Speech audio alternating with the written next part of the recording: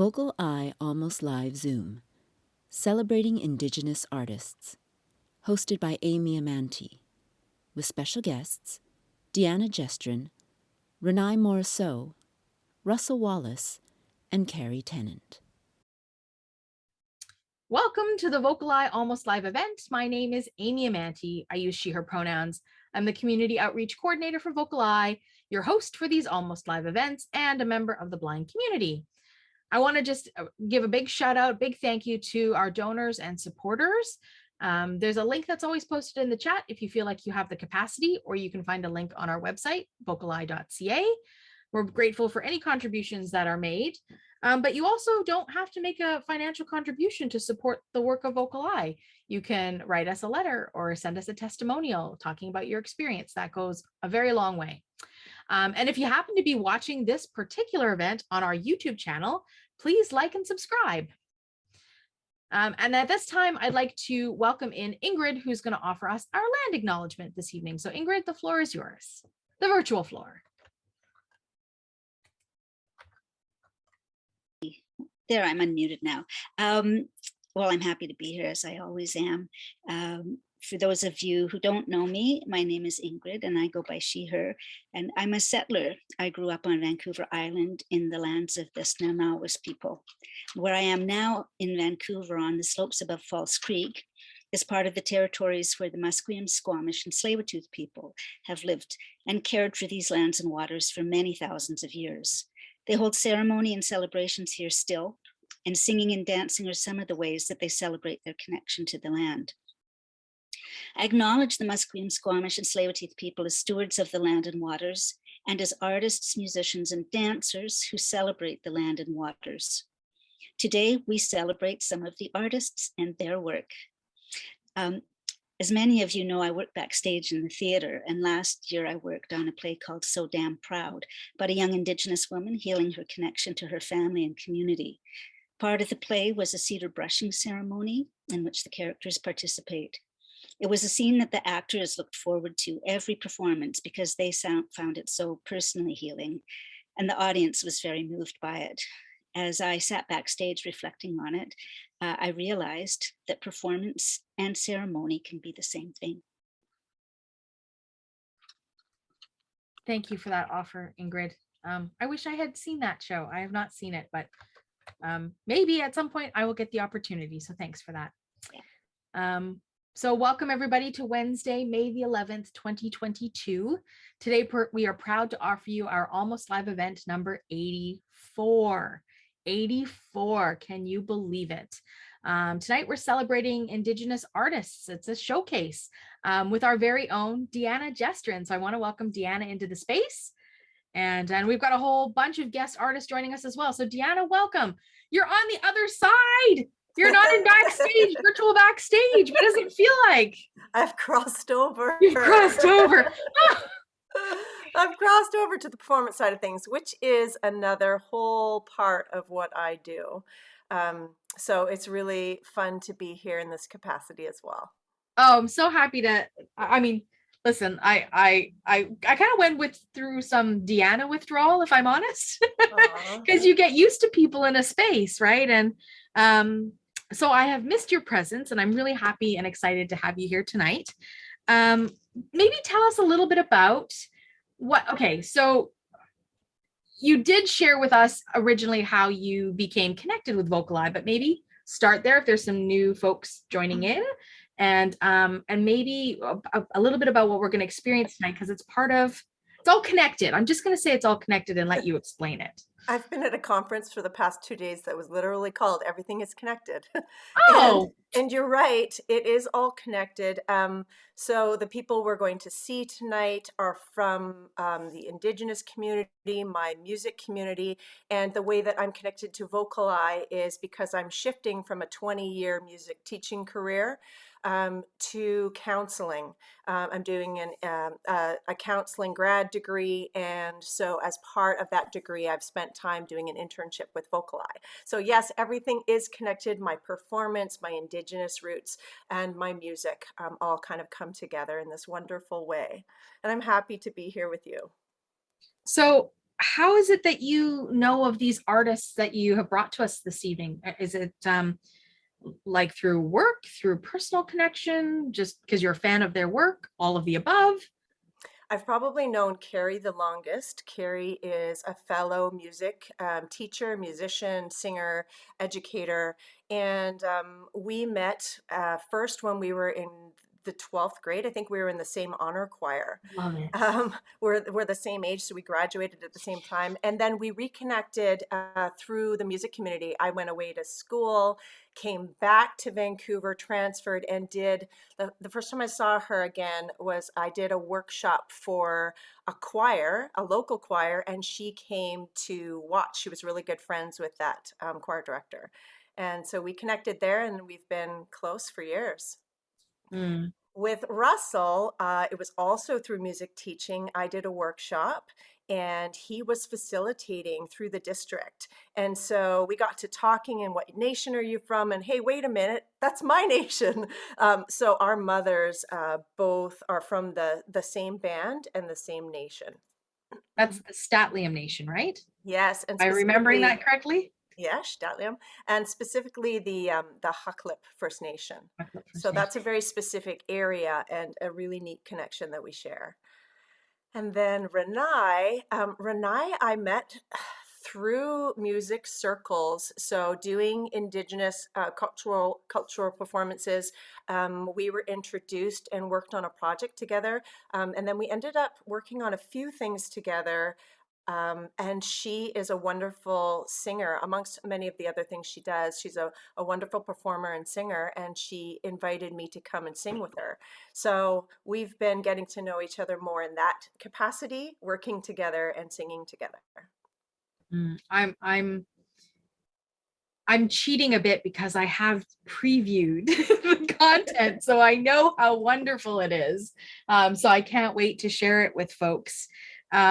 Now, this event that has been put together tonight is something that you assembled, and tell us how that's connected to this. Everything's connected. Oh, I love it. I love full circle things. So, as part of our internship, Adler University really is socially justice focused. And so all of our internships are in a social justice capacity and usually nonprofit organizations like VocalEye. We want to give something back at the end of the mentorship that we've received. We want to offer something to the organization.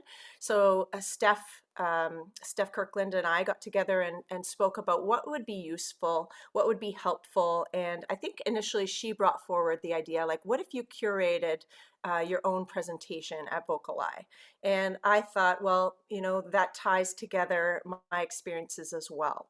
I know that VocalEye is really interested in going forward in a good way in terms of reconciliation, and wants to develop relationships and wants to honor and sort of walk the walk behind what it looks like to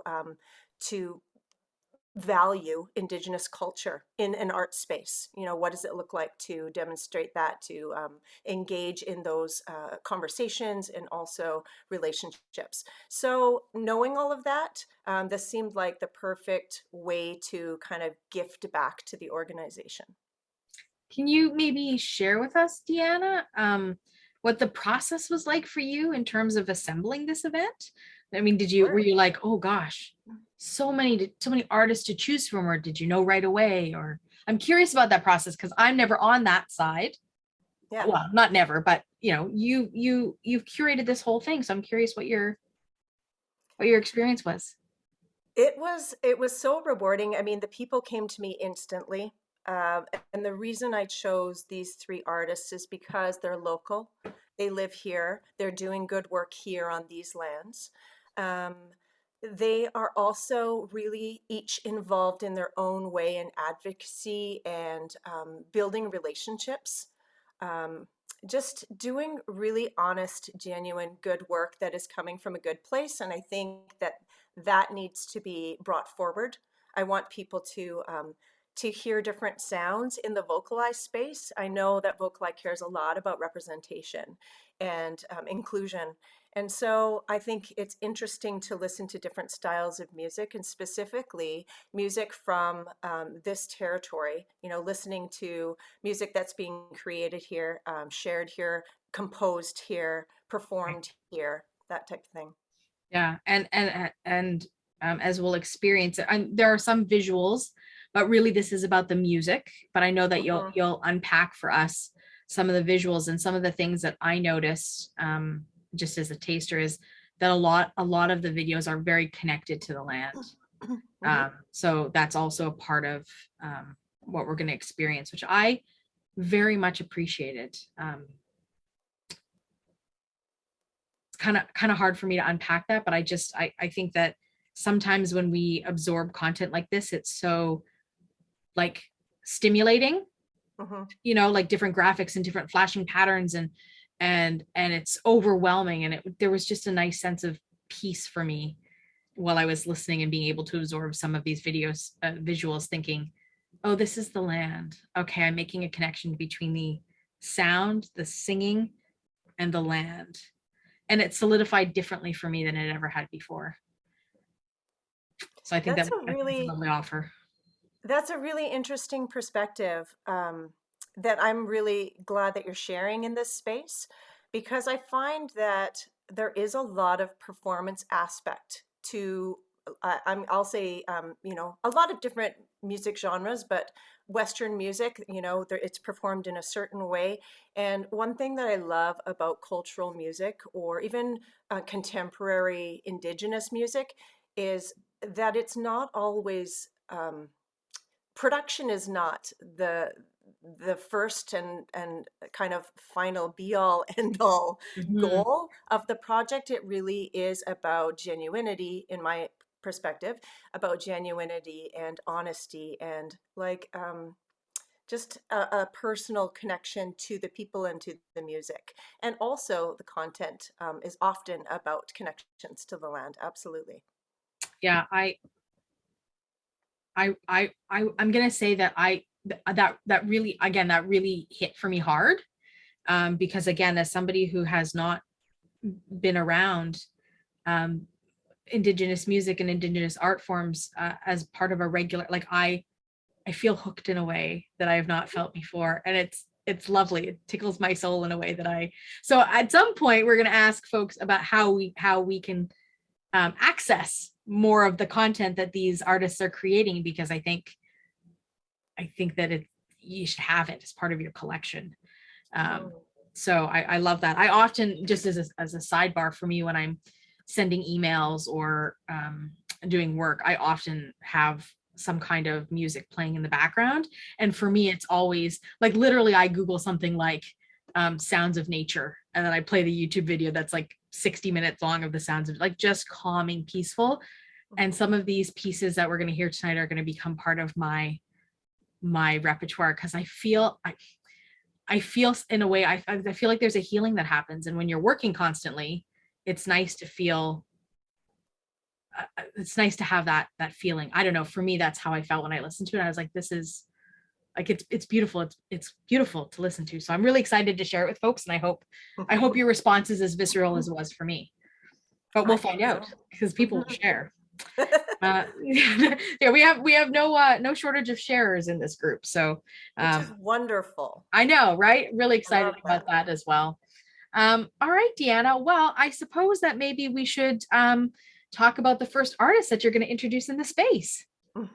So we are going to meet Russell Wallace, whose family, I'll let him introduce himself, but whose family's from the same nation as mine.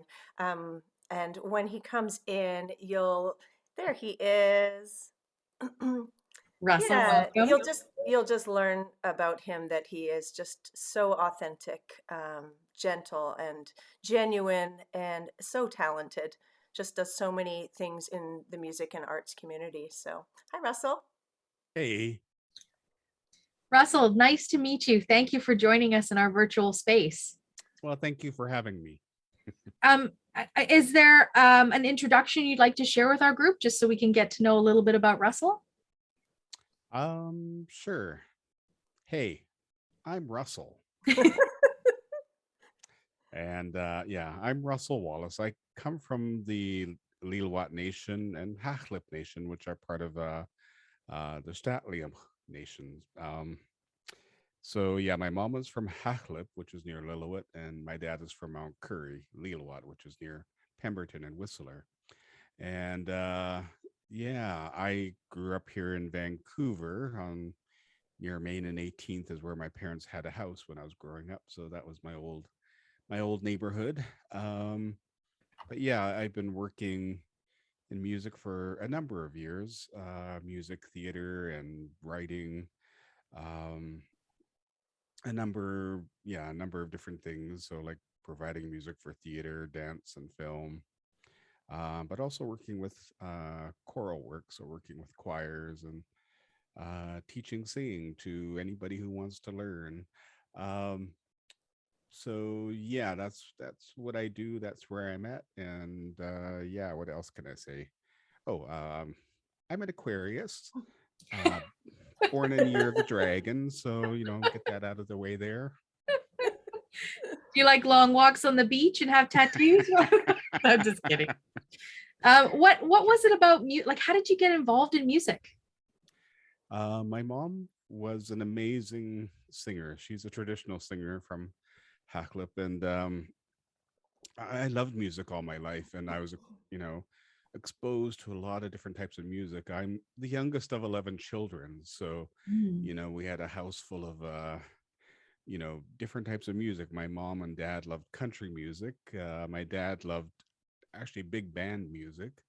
Um, some of my older siblings liked Simon and Garfunkel, or Motown, or the Rolling Stones and Jimi Hendrix. And so and then me growing up in the 80s, I gravitated to synth pop music. And I love sampling. I loved house music. And so um yeah, always loved music. And but I mean, I always sang with my mom until I was until I was a teenager, when my voice dropped down here. And at first I thought I couldn't sing. Because I used to be able to hit really high notes when I was young. And when I couldn't hit those, I thought, oh no, I can't sing anymore. And so I kind of gave up for a while, and until I had a singing teacher come into theater school, and he kept saying, why are you trying to hit those high notes? You're a baritone. Sing down here. And that's when I'm like, oh, okay, that's where that's where my voice is. So I've been singing since. There's a piece that Deanna's brought of yours to share with us called Journey Song. And is there anything you'd like to share with us about this piece? And then I'm going to ask Deanna afterwards to give us any descriptions of visuals or set up the piece in any way that you need to. But I'm curious, Russell, if you'd like to share anything about this piece before we witness it. Sure. I wrote this a long time ago. I was in Toronto and doing workshops at the Center for Indigenous Theater.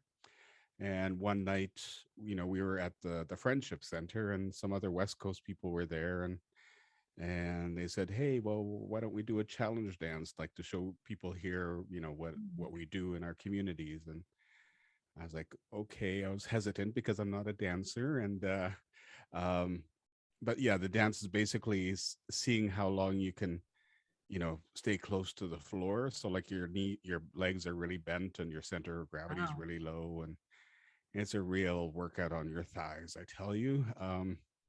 So we did that, and that night I was like, okay, well, I got through that. I survived. And but the next morning I could barely walk, and I was walking to work, and I was limping, and I couldn't even walk. I couldn't walk fast. I just had to like kind of drag myself. And but in that rhythm of walking, like, this song came to me. It's like, Mm. okay, sometimes songs come to you in the weirdest times, and you just got to go with it. And so, and yeah, I called it a journey song because I was walking to work, and I said, well, we're all on this journey, and sometimes it can be a little challenging, like physically, or challenging, emotionally, or otherwise. And so I thought journey song is really vague and open, and but yeah, we're all on this journey together.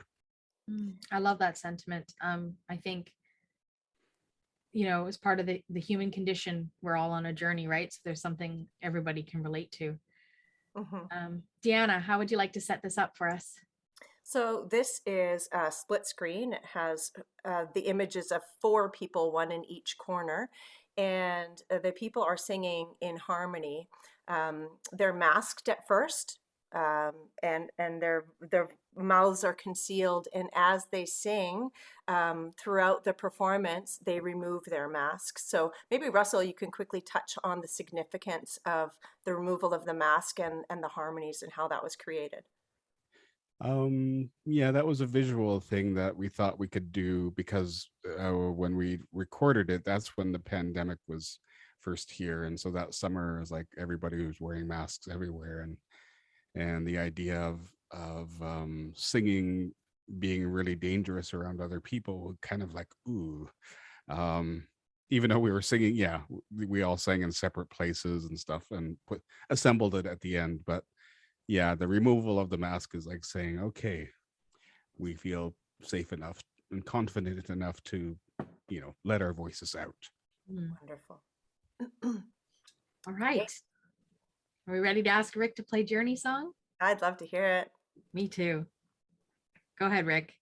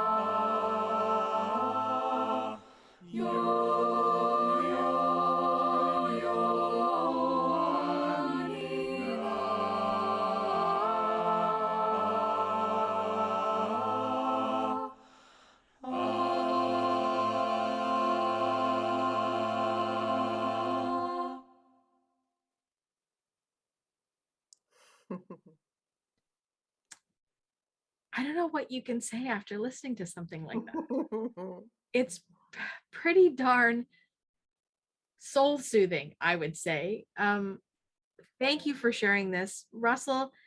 I don't even know how to ask this question, so I'm just going to put it in the space. But the refrain that I hear, are those lyrics that are written, or is it like choral sounds, or um They're called vocables, and okay. actually, uh, but it does have some significance in Statlium language.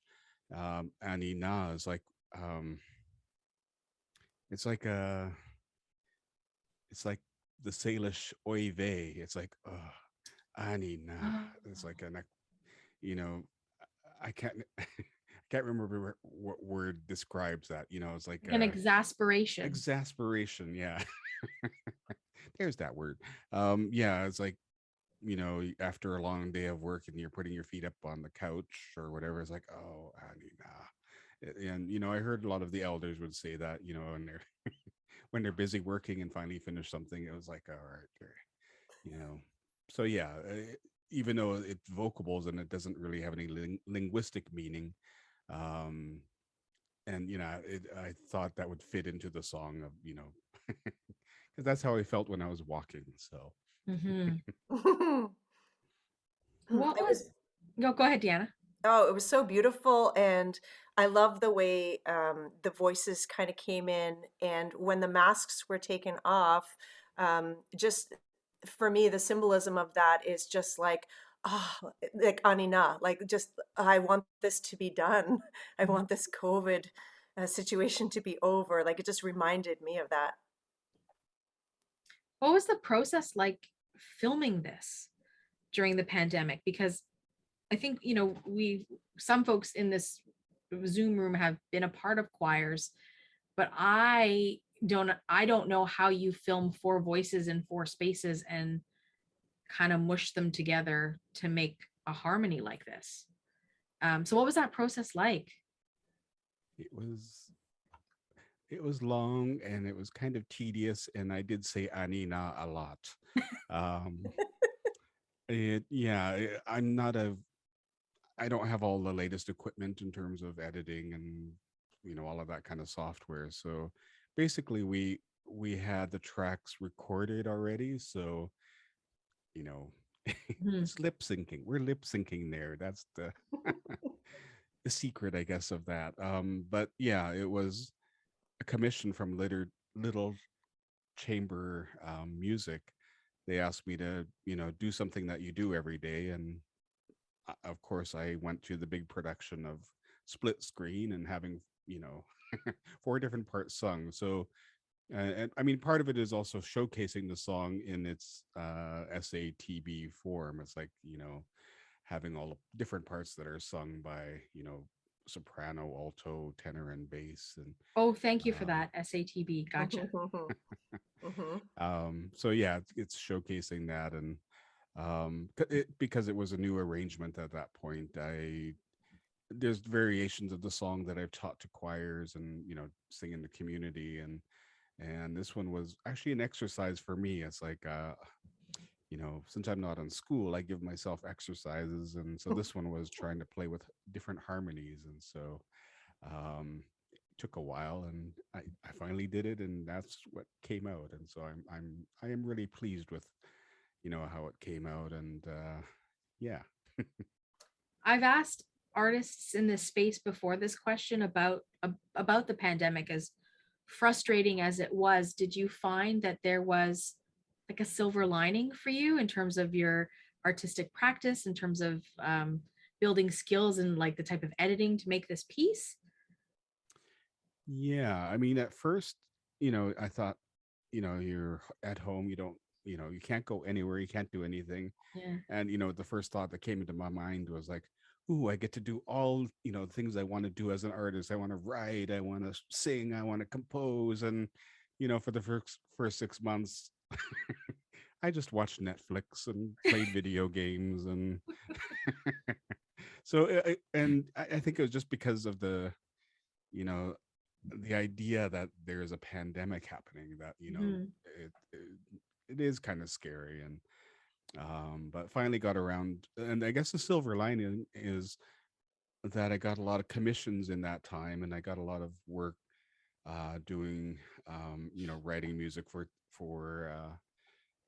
different projects. But I also got a commission to take photographs, and so that was a Hmm. new one for me because I don't consider myself a visual artist, but like somebody wanted me to take photos of things, so I did, and so that was a cool commission to do. And but yeah, eventually I got around to writing and rewriting and updating some of my theater work that I've been doing, and also putting out my album last year was a big accomplishment because I'm not good with my own deadlines, because I always like say, oh, I'm going to put it out this year, and then 2 years go by and it doesn't happen. Oh, does So, that resonate? but last year I thought, I'm giving it a date. I'm saying on my birthday, this CD or this album is going to be out. And it happened. So I was happy that it happened. And it was just a lot of self determination, a lot of self discipline. It's like, you better listen to yourself. Where do we find this album, Russell? Oh, it's on Bandcamp. And Bandcamp. yeah, Love me some Bandcamp. Bandcamp is really cool. And just under Russell Wallace. Yeah, yeah. The name All of the right. album is Unseated Tongues. Unseated Tongues. All right. We'll make a point to circulate that to our audience afterwards so they can check some of that out. I know it's on my list. All right. We've got a couple other pieces to go through. So Deanna, do you want to introduce what we have next to share? I'm going to let Russell pronounce this. This is the story about your name and how you got your name. Can you tell us about the project and where you filmed and the significance of that location? Yeah, I'll let the story like kind of fill in a lot of the details, but yeah, my traditional name is Qekiyeksut, which I got from my father, and in the last couple of years, I passed it on to my eldest son Ridley, so he's got the name Kahkiyaksut. And yeah, the footage was shot around Mount Pleasant, like where I grew up, and um, so yeah, my dad bought a house there and spent a big chunk of his last years living there, and I grew up there. And then um, Ridley was born when we were living at 22nd on Ontario. We were renting a house there with my little family, and so he spent a lot of time in Mount Pleasant as well. So Mount Pleasant does hold a lot of memories for all of us, and so yeah. And yeah, it was a project commissioned by the National Arts Center in Ottawa, and so it was yeah, one of those really cool commissions that came by. I'm like, okay, this is what I'm going to do. And like the last video, it's shot outside. So it features nature, kind of like what Amy was talking about at the beginning. Like it really centers the music in the surroundings. Yeah. Awesome. I'm excited to listen to it again and again and again and again. So Rick, when you're ready, can you hit play?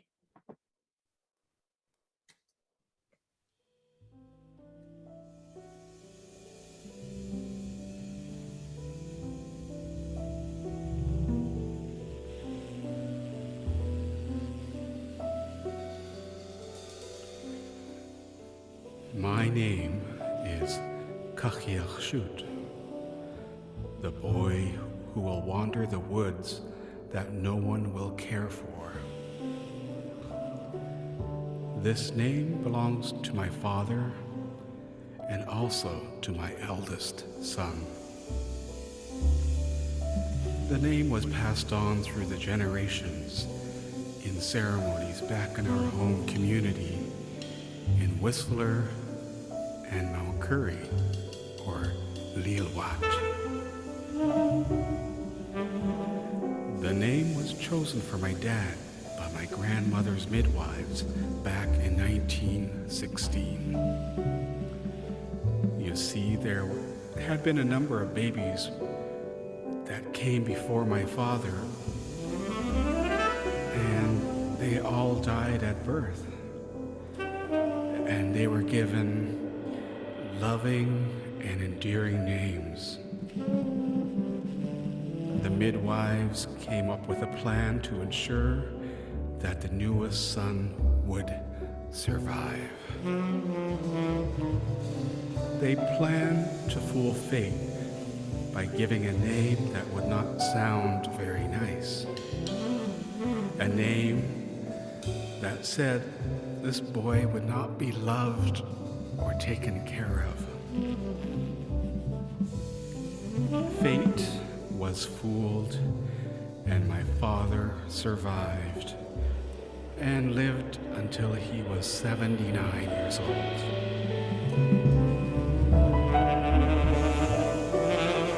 My father was a hunter and trapper, and he did wander the woods to provide food for his family. As the family grew to 11 children, my father stopped wandering and took up residence in Vancouver on Main and 18th in the Mount Pleasant area. I grew up in that house and left and wandered the country and the world to work so I could feed and provide for my growing family. My eldest son was born while our young little family lived at 22nd and Ontario. My eldest son grew up and became a bike courier in the downtown Vancouver area, and he wandered those streets to support himself. 3 generations of men wandering and trying to take care of ourselves and trying to take care of our loved ones, because our name tells fate that no one else will do that for us. We wander because we love, and we wander because we are loved. Our name is Qekiyeksut.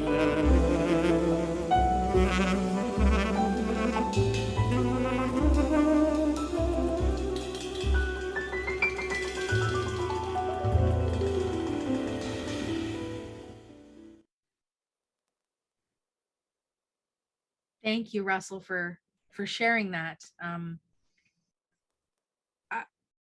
As you filmed in the Mount Pleasant area, did that bring back memories for you? Actually, the footage was filmed by the National Arts Center, but Oh, interesting. I had given them photos of of the different areas that they would go, and yeah, every now and then I do, I guess, like a pilgrimage. I go for walks up in that area, and wow, it's really changed up there a lot, and I don't, recognize some of the places, but yeah, no, it's interesting to see how it is now, like compared to the memories that I have. When you were offered this commission, I guess my experience with being offered commissions is that somebody comes to you and says, "We'd like you to commission you to do ... and you get to choose as an artist what you're going to do." Was that the circumstance that happened here, or did they actually make a specific ask of you? I guess my question really is if you got to choose, why this story? Um, well, yeah, they came to me and they wanted to focus on specific areas that are special to us, and so they wanted something in Vancouver, and something that people can walk through and experience for themselves, and so I chose that area, and I chose that sharing the name because I realized 3 generations of men have lived in that area, and that's what came out in the story, and but I loved the idea of working with great musicians too. That's the other thing, is like there's a lot of great jazz musicians playing on there, and anytime I can anytime I can do that is a cool thing, so I say yes to that commission. Smart artist, we'll say that. We have a final piece to share with Russell's work. So how would we like to introduce this piece, friends? Russell works in so many different musical contexts. So I know Russell singing with a traditional family group. He writes choral music. He writes and like film scores or scores for different projects. And this particular composition is sort of ambient music. And so I love that we're playing this example because it really shows a whole other side of, the many talents of Russell. So Russell, this is a SoundCloud recording. Do you want to tell us about this specific project? Yeah, this was a commission from the Aboriginal Electronic Music Festival, and I wanted to kind of go back to my roots back in the 80s when I was playing around with samplers and playing around with different texts. And back then I loved, taking old science fiction movies and, clipping things out of, especially a First Contact, because, hey, we had to deal with First Contact ourselves. So, um, and then I also kind of, in this one, I focused on, there was a woman who called, she called 911 on two Indigenous youth who were going to the University of, I can't remember, in Salt Lake City there. And yeah, there were two indigenous youth that went on the tour, like, youth go tour campuses, and she thought, they didn't belong there. And so she called 911 on on these two indigenous youth. And I found the actual 911 call, and I thought, oh, this is too too good of an opportunity to pass up. So yeah, you'll hear her call, and yeah. Oh, I like the context and how you set that up. Deanna, anything else you want to add before we take a listen to this? I would encourage the listeners to just really listen into all of the different sounds. I find that this type of music really takes you on a musical journey. So when I was listening to it, I had my eyes closed and I was really like trying to experience. I see shapes when I listen to music, so I was experiencing the shape, the landscape of this piece. So I would encourage people to try it. All right. Rick, when you're ready, can you play Red Scare?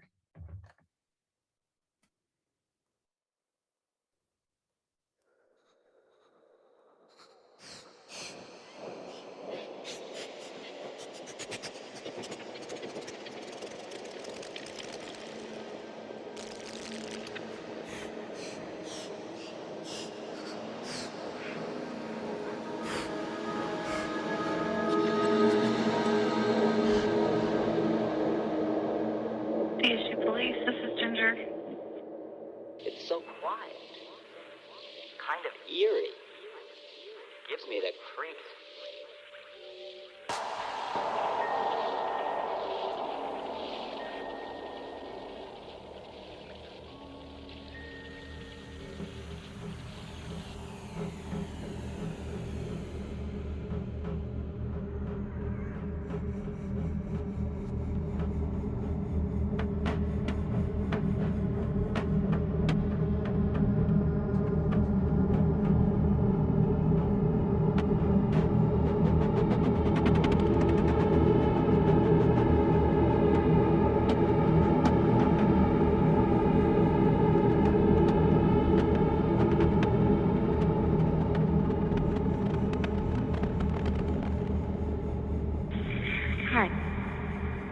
There are two young men that joined our tour that weren't a part of our tour.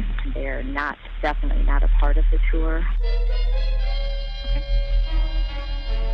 And their behavior is just really odd. And I've never called ever about anybody, but they joined our tour. They won't give their names. And when I asked them what they were wanting to study, like everything they're saying isn't, they were lying the whole time. And they're just wearing like very, they just really stand out. Stronger than ever now, the feeling of alien forces surrounding us. My husband just says, just see if you can call somebody. And I'm really, it's nothing, I'm sorry, but it actually made me feel sick. Feel sick. Never felt like that. Feel sick. Never felt like that. Light skills check. Never felt like that. Light skills check. Never felt like that. Are they white males? Are they white males? Are they white males? Are they white? I think they're Hispanic. I believe one of them for sure. He said he's from Mexico. When I asked if they were wanting to study, I could tell they were making stuff up because one of them started to laugh about it. So one is heavier, one is probably 5'7", and thinner. I don't know, maybe 40 pounds. I cannot escape the feeling of being watched by some unseen intelligence, and that perhaps our final destination will not be of our own choosing. Another man that was on the tour also believes they don't belong. Another man, they don't belong. There's another man, adult, they don't belong. Their behaviors are suspicious, so they're watching him. Their behaviors are suspicious, so. If you get any further updated information, go ahead and give me a call back. I'm going to go and dispatch an officer over there to that area and see if we can contact him. Okay? Yeah, it's just really odd behavior, so thank you. Okay, yeah, no problem. Have a good day. Bye-bye.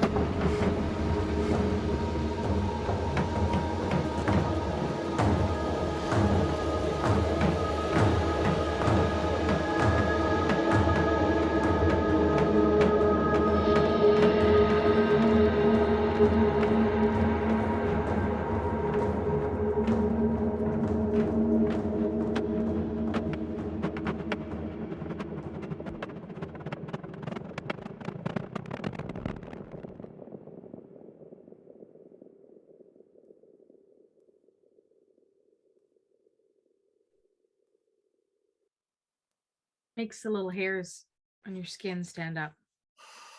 I need to breathe out. Yeah. Right? Yeah. Had a few eye rolls in there myself.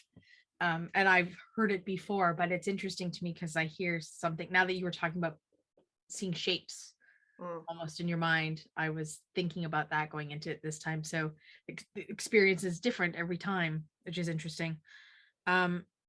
Russell, I know that you're going to come back and join us for the Q&A portion at the end. And I would love folks to just marinate on this piece for a minute. And because I think there's going to be some interesting questions around this, not only from an artistic perspective, but just from a social justice perspective. So I thank you for offering your work in the space. And I also thank you for sticking around and coming back and having a discussion with us after we feature the other artists. So thank you so much for offering in our space. I've really enjoyed your work. Well, thank you. And yeah, thank you for having me here. We shall speak to you again shortly. Yes. So Deanna, what are we going to listen to next? Who are we introducing next in the space? We are going to bring my friend Renae Morriseau into the space. Renae is similar to Russell, is just a woman of many talents. She is involved in theater work and writing and acting and traditional singing, contemporary singing, advocacy, social justice work, like really just a powerhouse, strong Indigenous female. And here she is. Renae, it's such a pleasure to have you in the space. Thank you for joining us. Thank you. I'm really happy to be here. What do we need to know about Renae before we delve into your work? I guess I've been an artist for most of my life. I grew up with lots of storytellers within my family, and I made my home here on the Musqueam, Squamish, and Tsleil-Waututh territories for the last over 35 years. And so I go home at least once a year for ceremony back to the Treaty 1 territories in Manitoba. And I always say I'm a sort of a jack of all trades and a master of none. I work in film and television, theater, and sing, and I'm a grandma, and and a hockey mom. So all of that said, yeah, that's sort of me. Thank you. Very important. We've got 3 pieces, 3 clips, 3 works of yours to share tonight. I'm sure that there's a vast repertoire of things. But Deanna, maybe you can share with us why this piece felt really important to you to add to this curation. When you listen to Renae speak, just in a social setting, you hear the advocacy come out. I don't know if there's ever a conversation where that piece isn't there, that really important teaching and also just building awareness. And so she brought this piece forward to me, Homelessness and the Culture in Between. It's a documentary. I think we should just watch it and then talk about it afterward. All right. You're okay with that, Renae? Totally. Thumbs up. Wonderful. All right, Rick. When you're ready, hit play.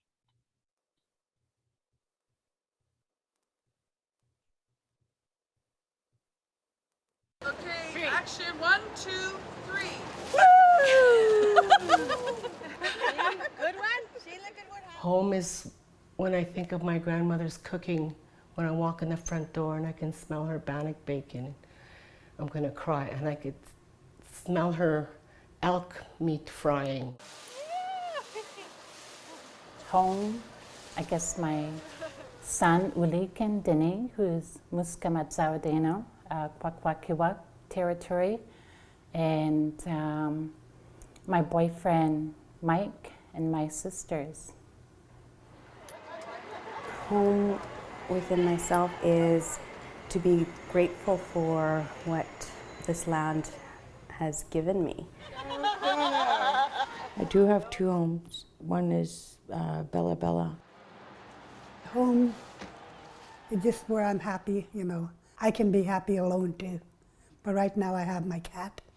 It's all above my hand. The Hudson Bay Mountains, the rivers that feed us the fish. It's the berries that we pick in the summertime. It's community connection and learning the language.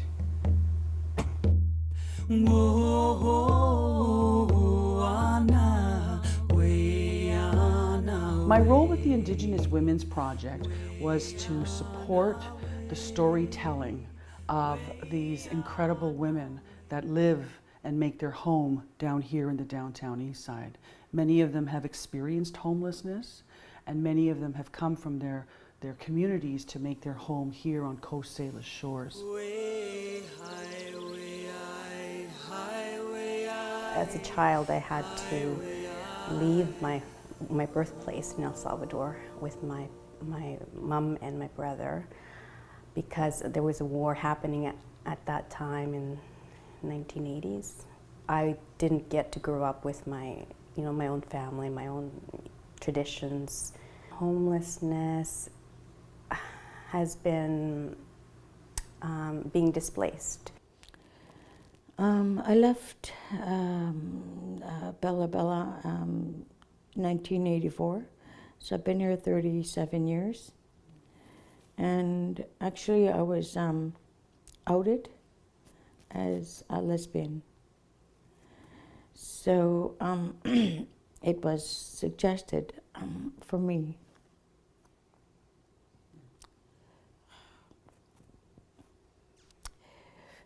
to leave.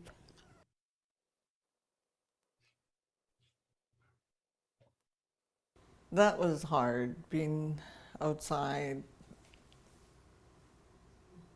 all the time and not knowing if I'm going to be inside at all tonight, kind of thing. And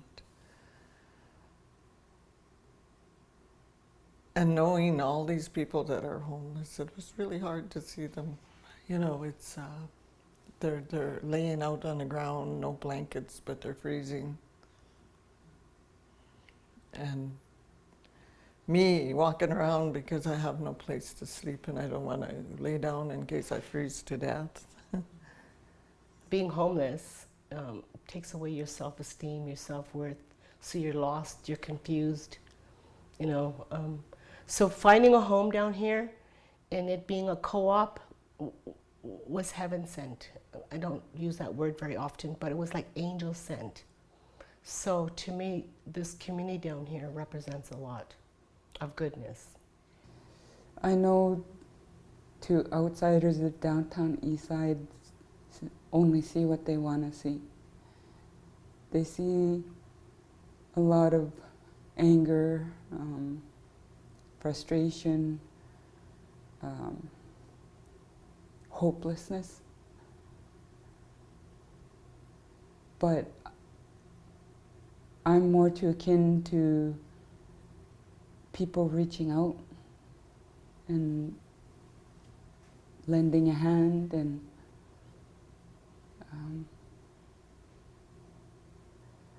connecting.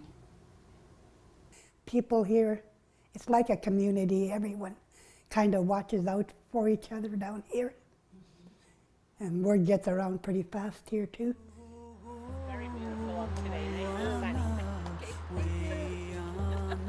As artists, we are able to transcend and find the stories of our own lived experience and make hope actionable by what we create artistically. And the Indigenous Women's Project, that's what we're doing. It's a healing journey back to me. That's what this project means to me. It opened up the realities of my life, helped me remember where I came from. I'm very proud to have been involved. I'm very proud of my other sisters, strong, warrior women. I believe this project will inspire others to learn from our stories and see the resilience, and you know, if that person can do that, then I can too.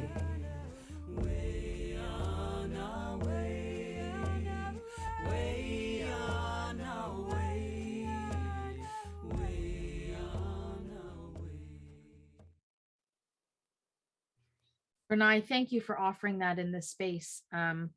Awesome. There's a couple of things. I mean, the subject matter is heavy, but the laughter is beautiful. Mm-hmm. Listening to these women share their laughter, the community that they've built is beautiful. I wrote something down that you said at the end there, and I'm going to try and read my own writing, which I'm not good at, but okay. Well, because I'm legally blind, so it scribbles and I can barely read it. But you said, make hope actionable with what we create. Mm-hmm. And that really is resonant. What does that mean to you? I have been creating this type of theater, social justice theater, forum theater, guerrilla theater, theater that articulates the lived experience of individuals that are being oppressed, whether it is for lack of housing here in Vancouver. I've also worked with addicts in the downtown east side in terms of getting clean drugs and having a safe place, and to not have addicts look at as criminals, but that it's a health issue. Mm-hmm. So all of the ideas of making hope actionable is that all of the women that you saw in this project, all that you've heard in this project, you know, have come from a very challenging backgrounds, and yet they didn't give up on their hope. You know, simple. I want a house. I want a roof over my head. And no matter what they did, no matter how they had to maneuver through that, they all found homes. That's huge. Yeah. So the idea of making hope actionable and doing this project for 7 months in the downtown East Side in 2019 was to celebrate through art practice their stories of what is between home and homelessness. What is that culture, that Canadian culture, that Indigenous culture, that culture of the daily living in the downtown East Side? How do these women articulate it for themselves? Right. And I think that the presentation that we did at the Heart of the City Festival in 2019, Heart of the City Festival is a festival that is in the downtown East Side. It's been around for about 20 years now. And those women created poems and songs and dance and theater. And that's what the late Sophie Morriseau and I did to give them the safe and brave space for them to utilize the arts to make their hope actionable and to present that to the witnesses that gathered. Are you still in connection with any of these women? Actually, yes. Two, and what's interesting about this work, I just want to say that the late Sophie Morriseau was she wasn't interviewed. She was sort of my co-facilitator, had passed away through COVID. Another one of the women that was there was Kathy Moses, Cree woman. She passed away as well. So that, so seeing this, and I haven't seen this for a while, so that was something that I brought up the beauty of those two women. Tannen Lee Wright has written a one-woman play, and Priscilla, she's also written herself a play. So they're actually kind of utilizing the arts, and because I think it was for 7 months, there's something about the idea that you have the possibility with this body and with your body memory to create story so that other people can see and understand themselves in the reflection that you give them. And so I think for the women in that particular group, at least I know two of them have moved on to doing their own theater and their own creation. So yes, I am in contact with them. This work comes out of the work of Augusto Boal. Augusto Boal was a man from Venezuela, down in Central America. He spent time and realized that there had to be some way to deal with the dispossession of land from the quote unquote peasants or the indigenous people in Brazil and Venezuela.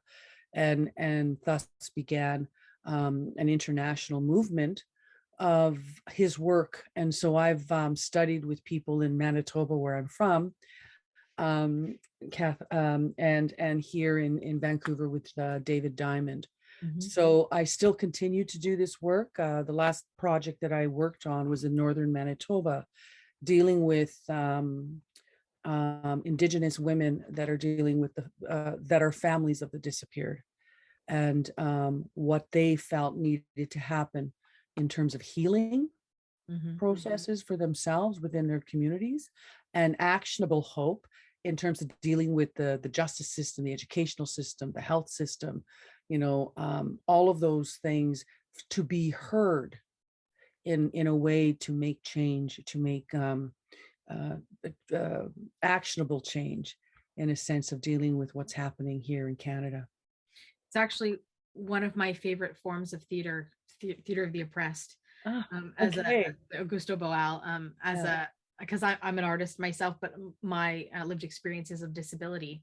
And so there are some things that resonate when you speak about some of the things that you just shared in terms of lived experience. So I think it's probably why I really gravitate to watching these kinds of pieces, because I know that kind of theater well, and I know the impact that it can have. So thank you for the offer. We have a photo, I think, as well, Deanna, to bring up, and you have created a description for us. So let's maybe share the photo and talk a bit about. And if I'm not mistaken, Renae, this photo is from the northern Manitoba. No, this Where one is it? is the women in the film, film that we just watched. Okay. Marilyn is in the purple shirt. Elaine is the one with the poncho and the gray poncho with her mouth open. Kathleen Moses, the late Kathleen Moses, is holding on to Elaine, and Priscilla is in the chair as a baby. So in this type of work, we want people in the space that are coming together to reimagine a alternative reality to different forms of oppression. Now, in this image here, we talked about how in the 60s scoop, the 70s scoop, the 80s scoop, that children were being taken from the hospitals. So You know? Renae, Yeah. let me describe this photo for the audience so that they know what you're talking about. And then I'd love to hear more about how this tableau kind of formed with that intention to kind of heal from their experiences.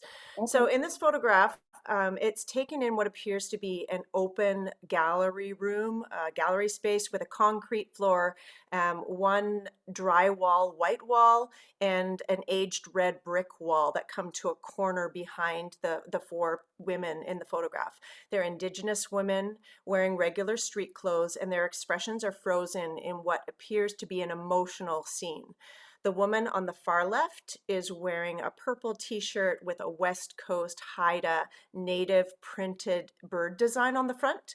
She looks to be in her early 60s perhaps. Her hair is tied back in a ponytail, and she has clenched fists raised up into the air. Her eyes are upcast and they hold a pained expression. Her mouth is open as if she's calling out angrily towards the sky. And the woman beside her, as Renae mentioned, she appears to be slightly older with short gray hair and oversized gray sweater. She's wearing sandals, and she has a hand on the first woman's shoulder as if she's trying to pull her back. The woman is looking forward in the photo, and she also appears to be calling out emotionally. She's got a wide open mouth, and her tongue and her teeth are exposed. Her second arm is actually backstretched, and it's clasping the outstretched arm of the third woman who is standing next to her. That third woman appears to be in her 50s with shoulder-length gray and brown hair. She's leaning forward, leaning far forward, touching the arm of the woman next to her, and she has a pained expression on her face as if she's physically exhausted. She seems to be resting her back hand kind of up on her hip as she's leaning forward. Her eyes are cast toward the ground, and her body is mostly concealed by the fourth woman, who's actually positioned closest to the camera. And this woman is sitting sideways on a wooden stacking chair with metal legs and arms. The fourth woman, who is the closest to the camera, she's the youngest in the photo. Her legs are slung over the arm of the small chair, while the other chair arm supports her curved back. So she's sitting in this sort of cradled position, pretending to suck her thumb. And her demeanor is quiet and calm. Her eyes are open. She's looking slightly upward. And her calm image is in sharp contrast to the strong emotionality that's seen in the other three women. So the Renae, innocence of babes, right? Say that again, Amy. I'm sorry. The innocence of the babes. They don't know what's happening. So Renae, can you tell us again about the story behind this photo? So yes, I will. But I just want to explain what these tableaus mean and what they represent and how they begin. And each of these women in the group, and there was 8 of them, that all had dealt with homelessness, that all had dealt with addictions, that all have dealt with residential school or the 60s scoop, or a lot of the sort of colonial forces as being Indigenous women, that they had to. One left her community because she divorced her husband. She had to leave because under the Indian Act, she doesn't own her house. So there's a lot of these different sort of realities that all these women have experienced. Now, I always come into these places asking one question in this process of forum theater. What do we want different as a result of this work that we're creating together? So in this place, all of the women made offers of what they wanted to talk about. This is one of them. Now, the idea of these tableaus is that they're done in silence because we want the people that are in the room to add to it. We want the other people in the room to go, oh, I know what this means to me. I know what that image means to me. And then they come into the piece. So this piece started with just Priscilla, who is in the chair with her legs draped over the armchair of it and her thumb in her mouth as a baby. She just started the image and the other women joined in silence. And this is what they created. So the other part of how do we go from these frozen images to the place of creating story? So in this forum theater process, and Amy, I'm sure you know this as well, is that how do we activate this? So we did activate this and it became something that everyone in the room could understand and had lived experience of, and or knew people in their family with lived experience. So this is the end result of what we see, is that this child is going to be taken away, and these women are trying to stop that from happening. Yeah. Deanna, you had mentioned something just before you described, I think, about a healing process. And is that something that's resonant in this image? Is that something that this image is aimed to, I don't know, share with the world? Or not at all? Are you talking to, like, from my perspective? Well, you brought up something about the healing of it. So do you see that in this photo when you witness this photo? Oh, definitely. If I'm witnessing this, it's reminding me of being in space with Indigenous people who are working through a lot of painful past and present experiences. And so that conversation comes to the forefront because it needs to. So definitely when I'm looking at this image and seeing all of the pain and emotion in it, I'm reminded of that current struggle that is tied to the past, but it's also very, very present. It's a lot to unpack, but I very much appreciate the learning that you are offering in this space through your artwork, the activation of hope and the change making that's happening. I'd like to offer that we share the third piece, if that's okay. And I know that Renae is going to be joining us again at the end of our sets, I suppose, to have a fuller conversation with our audience in the space. So how would we like to introduce this final piece of Renae's tonight? So what we didn't mention, Renae needs to be unmuted, please, Sarah. What we didn't mention is that during that documentary, Homelessness and the space in between, the music in the background was Renae and some other artists that she sings with. She's a lovely songwriter and beautiful singer. And so this last piece is really just featuring that aspect of her work. Do you want to tell us briefly about the video that this work is part of, Renae? Yes, the work was created in 2021, the summer of 2021. The director and writer and composer of the music that you're going to be hearing, who she partnered with, was with Adrian Glynn, who created the music. She did the words.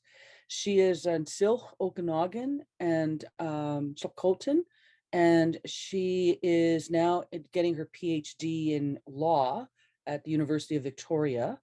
And she was the one that created this piece about the fact that right now in Canada, Indigenous women are the largest population in our Canadian prisons. And so she created this piece as a form of understanding what that is. The song that I sing is about the land. Amy, you mentioned that earlier. And it's one of the, out of all of the songs that were sung in this, the only one that's actually kind of hopeful. The others were talking about the loss of children, having to fight for our dignity and so forth. And this video, the overall video is 1 hour and 12 minutes long, and it's available for anyone else that would like to see it. And I believe that Deanna does have that, and she could pass it on to anyone that would like to witness the whole piece. But this song, I can't remember what it's called, something about the land. Break Horizons. Break Horizons. It's called Break Horizons. The overall piece is called Break Horizons. And I'm singing the song about the land. Yes. Wonderful. Okay. Okay, Rick, when you're ready, hit play.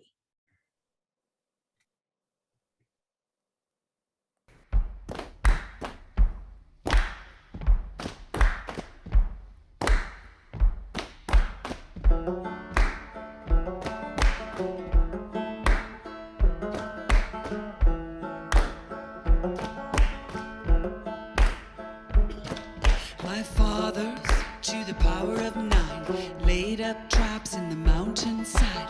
It's where they lived, it's where they lied. My fathers, my mothers, to the power of 10, waded in the river with the long gill net, braved against the current so the fish came in. My mothers, oh.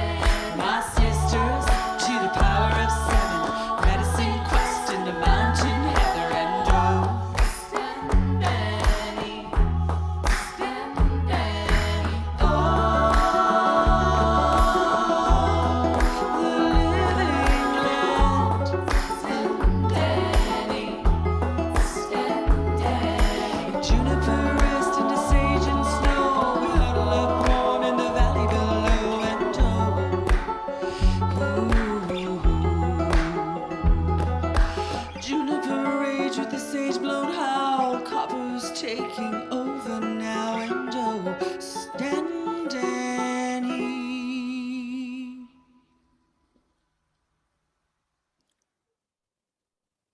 Beautiful. It's beautiful. It's catchy. I know. I Renae, you shared that it's a positive song, and I wanted to just like burst out and jig. But I thought, okay, maybe that's not appropriate because I really wanted to listen to the words. Can you just quickly share with us maybe the significance of the power of 7, the power of 9, the power of 10? Because that's a repeated refrain. Yes. And ancestors. Okay, well, I didn't want to make an assumption, but I thank you for sharing that. And then there's also a phrase that you repeat, and I don't want to mispronounce it, but it sounds like Stendeni. Yes. To me, can you share what that is? Stendeni, land. It is land. Okay. Yeah, in the Qekiyeksut language of Kim Senkleep Harvey. Yeah. Beautiful. It's beautiful. Where, if folks wanted to download or purchase some of your music, where? You could watch Break Horizon. I know that Deanna has the link. Yep, the link will circulate for sure. Yeah, and really, it's about the fact that there's Indigenous women right now in Canada and Black women in the United States that are the highest population is Indigenous women in prison in Canada right now, and we only make up 5% of the population. Yeah, how does that work? Yeah, what is that about? So I mean, that's what Kim Senkleep Harvey is talking about in this musical documentary. So please take a listen to it. Thank you for the offering of this work this evening, and thank you for sticking around for the Q&A with the audience in a little bit, because I'm hoping that folks are as again responding to this content the way that I am. It's an offer of learning and an offer of sharing, and I value you bringing it to the space. So thank you so much for that. Thank you. Look forward to the after we see Carrie, which of course I'm excited to listen and see what she's gonna do. So yes. Thank you, Renae. Hi. Deanna, set 3. Set 3. We're on to my friend Carrie now. I have such talented friends. I love artists. It's just do. So great to be with other artists. There she is. Hi, Carrie. Welcome, Carrie. Hi, can you hear me? We gotcha. Carrie has been in the land of Zoom like the rest of us. Well versed in all of the Zoom skills. It's been a reality of the past couple of years. Oh gosh, when you say it out loud like that, right? Carrie, what I've asked every artist this as they've joined, what do we need to know about Carrie as we jump into your content? Oh, I feel like I'm in such fantastic company right now, and not sure what to say about myself. I am a choral conductor here in the Lower Mainland on the Musqueam, Squamish, and Tsleil-Waututh, the land of the Musqueam, Squamish, and Tsleil-Waututh people. And I've been living and working here my whole life, and I run the Vancouver Youth Choir here in Vancouver, and I've been friends with Deanna since we were in high school. We met as young singers, and we've kind of walked the same path as music educators over the past couple of decades. So it's great to be here. Carrie is a wonderful ally and doing really great work with reconciliation, and that is one of the reasons why I wanted to bring her work into this space, to really show the the action behind reconciliation, what it can look like, what people are doing in our community in terms of arts.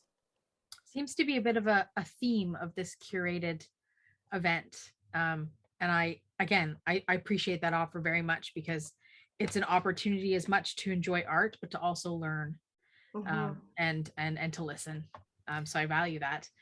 What's this first clip that we're going to witness tonight? I'm so excited. I already know what it is, and I feel like a kid does, before your birthday. I already know what's coming. Share with us. This first piece is Kahkiyaw Oskayak, correct? Deanna? Yeah. It is, yeah. Yeah, this is a recording of the Vancouver Youth Choir and Musica Intima. Musica Intima is a pro choir in Vancouver, small ensemble, and we did a joint collaboration.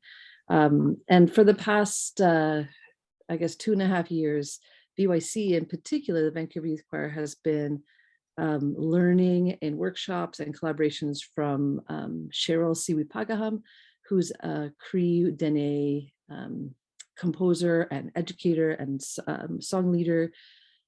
She lives in Edmonton right now, but she used to be based here in the Lower Mainland, and just writes incredible original music. And this particular piece is in Woodland Cree, and the translation is "All the young people on this earth sing together," which was obviously a resonant text to my young singers.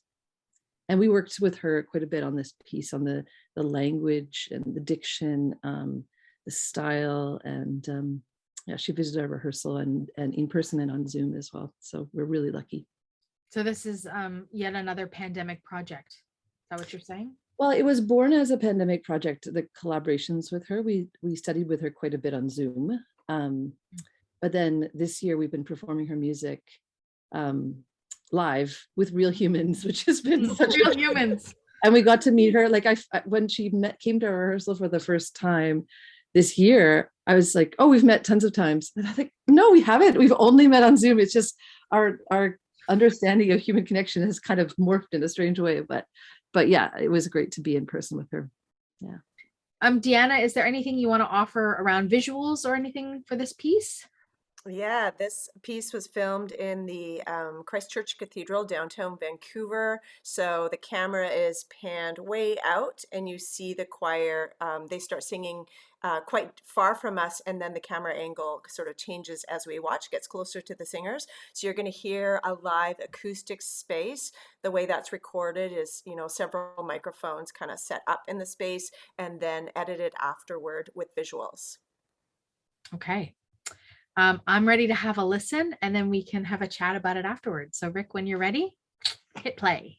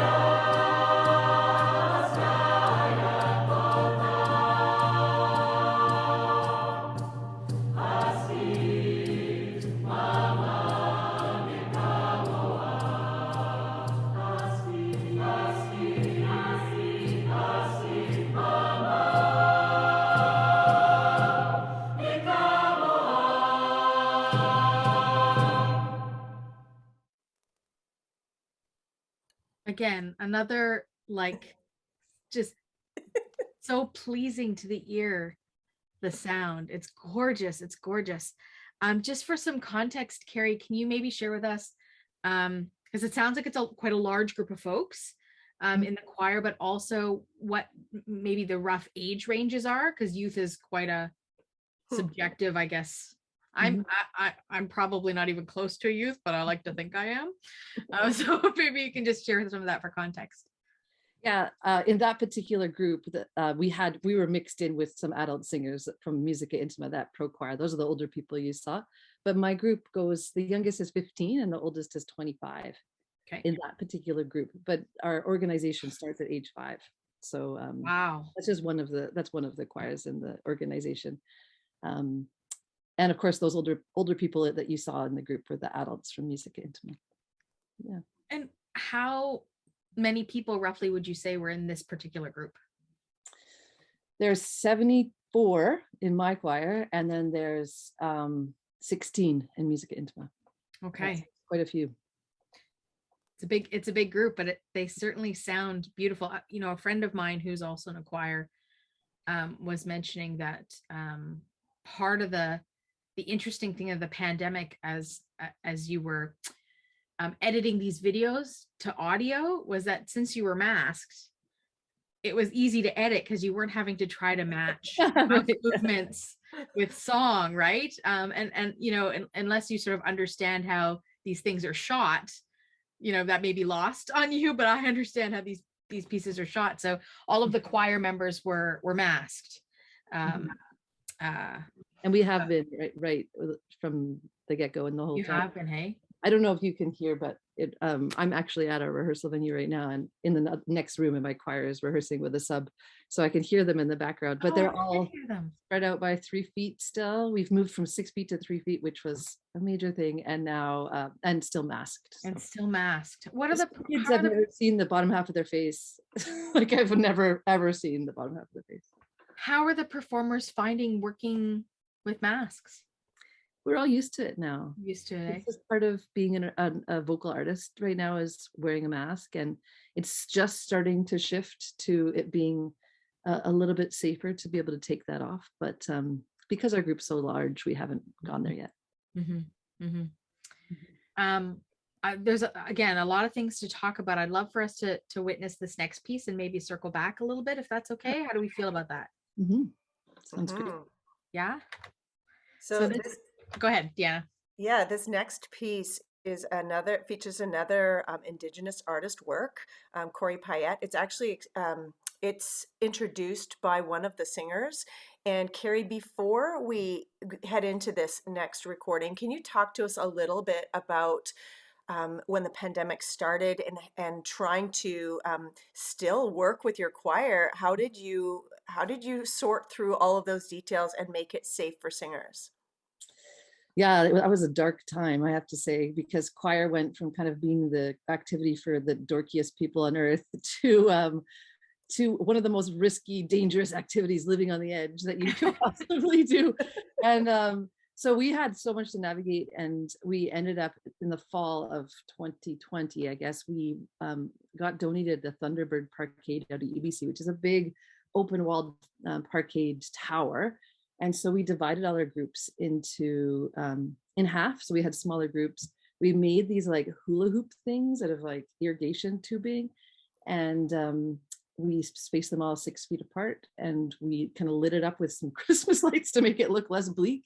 And then we rehearsed outside, bundled up for months in small groups, because it matters. Art matters so much to youth, and this is what was part of what was keeping them healthy and whole during this time of like huge loss for everybody, but especially for young people. And so, you know, I heard from lots of parents that this parkade freezing your butts off kind of experience really was a lifeline for them. And then we also, part of our experience that at that point was doing Zoom workshops from our homes with artists like Corey and Sherryl, Sewepagaham, and this is one of the pieces that we worked on from his musical Le Fidua. All right. Are we ready to take a listen? Yes. All right. Wait, before you press play, I should maybe give a little bit of context. It just occurred to me that this is actually a concert that we put together called Time Capsule. This song is in the middle of the concert, I think, where we just tried to make a snapshot of life as a young artist during this point in the pandemic. So interspersed with all the music, the kids are speaking about things they're struggling with and things they're succeeding with. And we have a choir on one level of the Parkade, and the other half of the choir is on the next level of the Parkade. In the middle of the show, we take the mic and the camera upstairs, and I tell jokes all the way up the stairs to pass the time so that it's not so awkward going between. And it's one long continuous shot. So yeah, I recommend if you enjoy Parkade concerts that you check out the rest of the concert too. It's really interesting. And I want to say Carrie is a total visionary. And this is one of the first concerts that I saw. Like when people were going, we'll never perform again. How do we do this? Carrie's dreaming up, okay, how do we do this? Yeah. You know, how do we create this and give this opportunity to our singers? So it's just beautiful. Was the audience in their cars in the Parkade, or were they seated in the Parkade, or was it just filmed? We just filmed it in one long take, and we did it as a YouTube premiere. Yeah. Very cool. Very cool. Yeah. All right. I'm excited to see this piece, and the longer version of it we can circulate for folks who want to witness the entirety of it. So this piece was called Cold Isn't Permanent. Yeah. So Rick, when you're ready, hit play. Corey Payette is a playwright, actor, composer, and director of Northern Ontario Ojibwe heritage, based in Vancouver, British Columbia. His groundbreaking stage writings, such as the musicals Children of God and Les Filles du Roi, have explored heart-wrenching Indigenous experiences and brought important conversations to the community of stage acting. This next piece, Cold Isn't Permanent, from Les Filles du Roi, is sung during the coming of winter, when one of the main characters, Jean-Baptiste, is making his way through the cold to pick up his sister from the hospital. He sings to himself to make it through the bitter cold. He and his sister, while returning, sing together to keep their spirits up. The vocables heard throughout the song represent the voices of family and ancestors, guiding the siblings home through the cold. They are a reminder of the warmth which will come at the end of this both literal and metaphorical winter and the dark times which they're facing.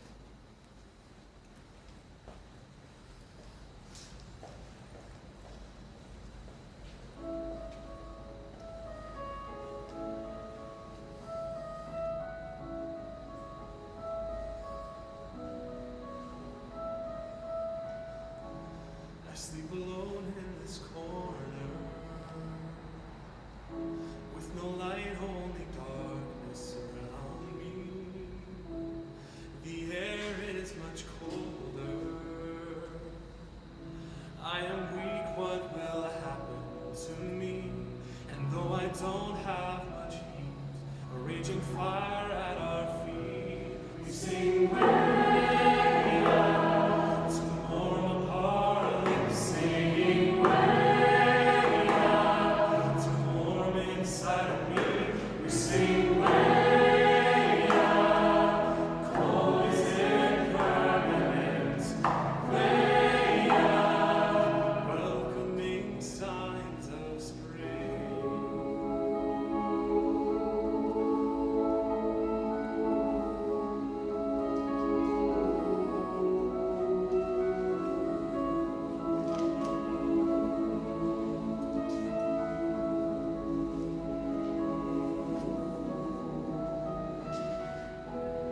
You have the soul of a fighter. You have our ancestors all right inside you. Stubborn as father was. Smart and kind, just like our mother was.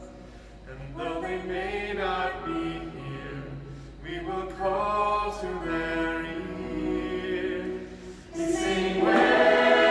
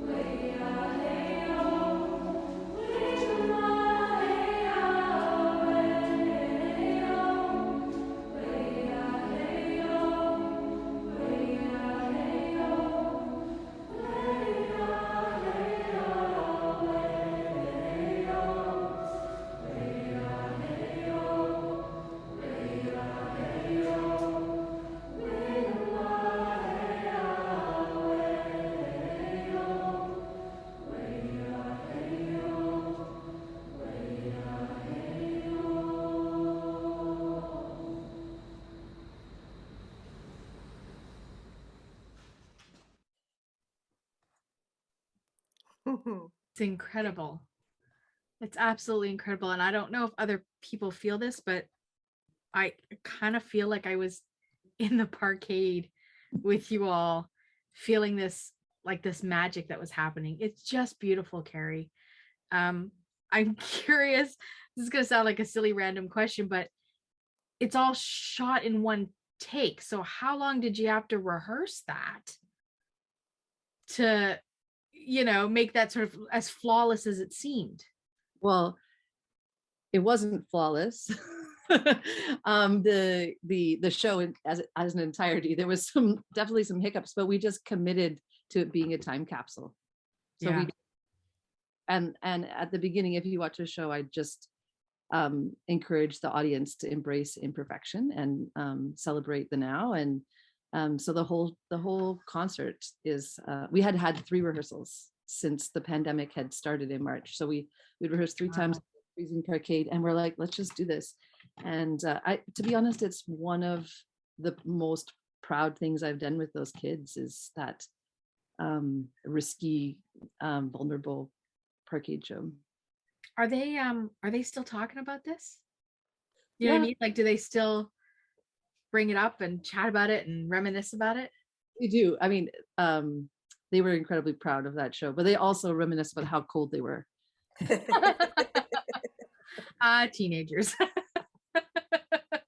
It's an incredible piece, and I guess I'm curious as to how this idea sparked in you about the parking garage. Like, where did that come from? Well, we were looking for a covered, it was just practical. We were looking for a covered outdoor area. Okay. That had, as singers, you have to stand so far apart. It's just practical. We wanted something that gives sound back to us. So cement, it's like singing in your shower. You know how you Yeah. in your shower? It's because all those hard surfaces are reflecting the sound back. So that's what the concrete and the Parkade does as well. So it was actually a pretty rewarding place to sing, except for the temperature. And yeah, it was just desperation and practicality at the time. But hey, how are you? Renae, is that Renae? Nope. Oh, I don't. Oh, maybe it was. I don't know. There's a square I'm not seeing, so. Not sure.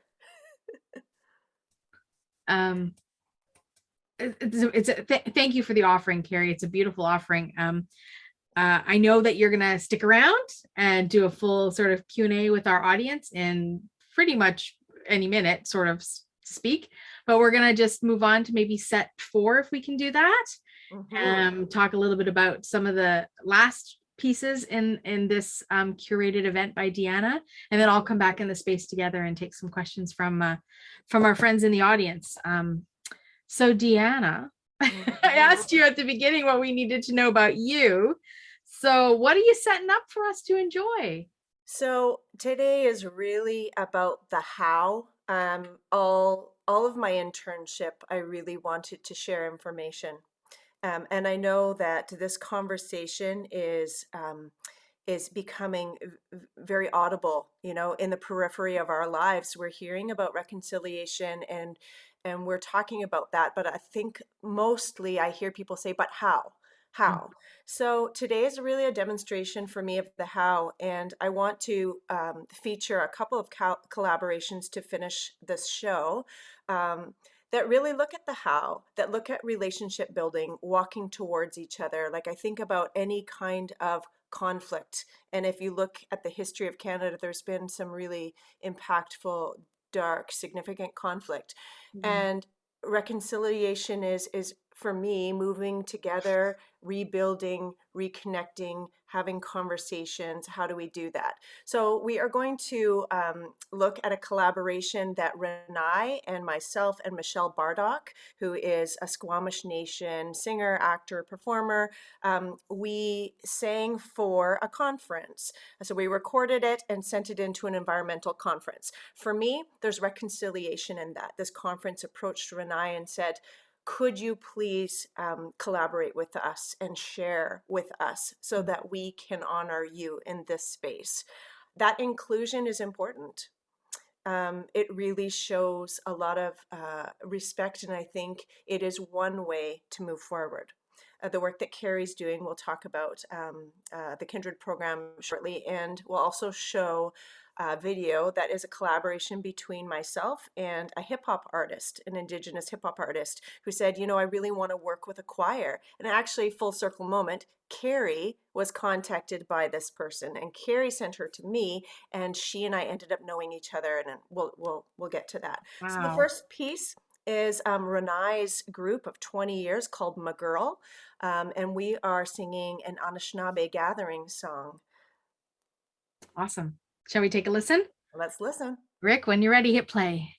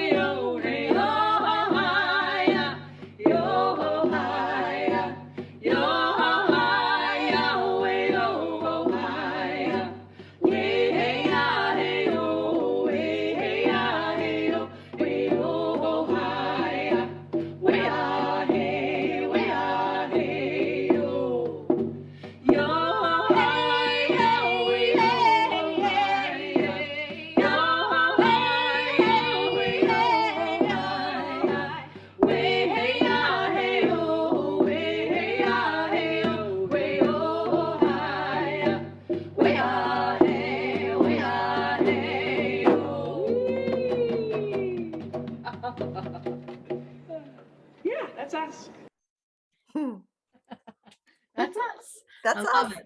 I love it. I love the sounds of the drums, and I remember the first time you offered it in this space as part of a land acknowledgement that you shared with us, and I love the sound. Can you share with us the symbolism behind the usage of the drum in a welcoming song? If there is one, I don't know. It's a question I've always been curious about. Yeah, well, you hear different teachings, different drum teachings from different areas. But the way that I was taught, I was checking for my drum. So the way that I was taught is that the drum is really the original heartbeat that we hear. So the first drum that we hear is our mother's heartbeat when we sit in the womb. And that is, that sort of accompanies our first sounds, and we are born. And when we hold this drum, there's spirit in the drum, and the creator sits at the center of our drum. Mm-hmm. And we, along with all other living beings, are around the outside of the drum. And we are all spaced equally to the creator. Therefore, we are all equal. We are all connected in this circular formation, which has no beginning and no end. And that really speaks to kind of the holistic interconnectedness of our people, our belief system, our family systems, our connection to spirit and to the land and to each other and to all of our relations, right? Mm-hmm. There's so much beauty in that sentiment. I can't even feel like I am worthy of listening to it. Does that even make sense? Like, I just feel like if all people practice that sentiment, we'd be in a much better place. And maybe we will. Maybe. I hope so. I think that conversations are important, and exposure reduces fear. I think having the conversations in the space introduces people to new sounds. The more you're introduced to something, the less foreign it feels. All of that is a step in the right direction for a more interconnected community and for healing. For healing. Yeah, that's important. Okay, Deanna, have you got something in addition that you're offering? I mean, I know that you do. We are going to listen to one more collaboration, and then we're going to bring people back into the space and talk about a project that is another kind of just walking in the right direction, and that is a kindred project that we're going to talk about. So this next artist, her name is Keliya Warbus. She's an artist, a mother, a traditional singer and dancer, a paddler. She's a strong Indigenous woman from the Stalo Nation. Carrie connected her with me to do this project. Turns out, oh, you're Stephen Point's daughter. Stephen Point is former Lieutenant Governor General of British Columbia. He's UBC Chancellor. And he's just a really well-known Indigenous man. And this is his daughter who my mother worked with.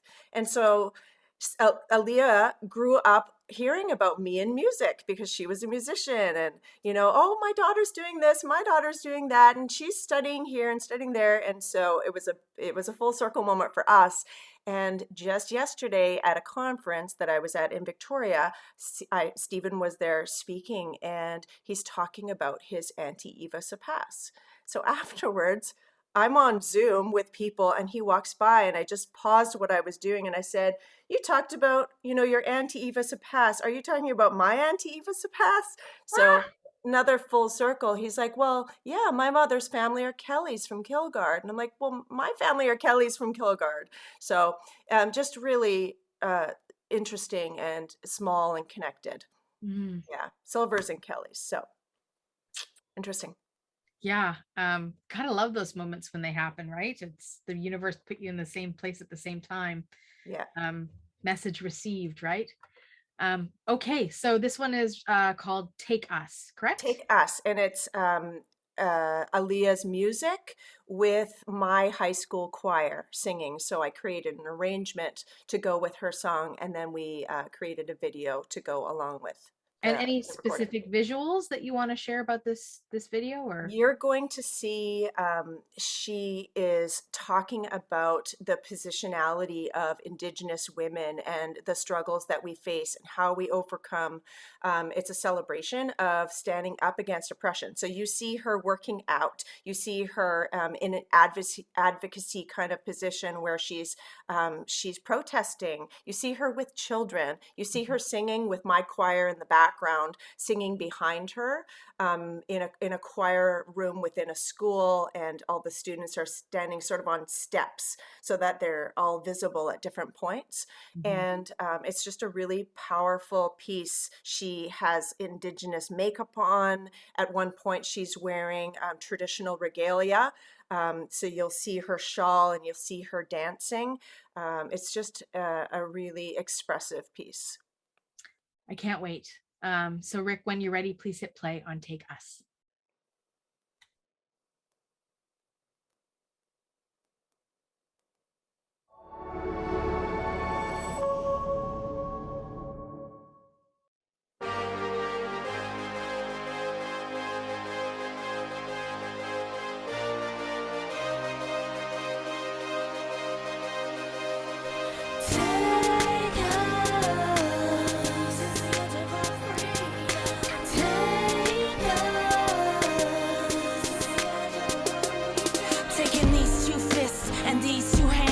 My composure like it was part of the plan. Brush it all off my shoulders as I leave my pride behind. If I write enough about it, beat the pain inside.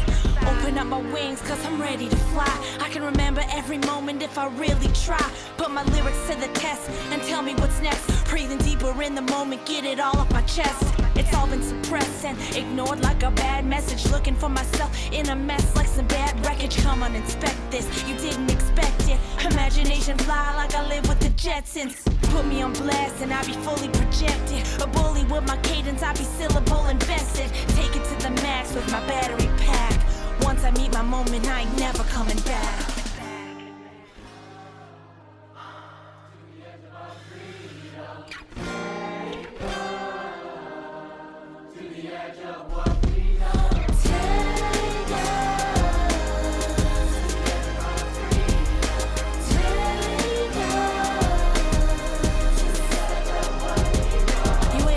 The world is just you in the mirror.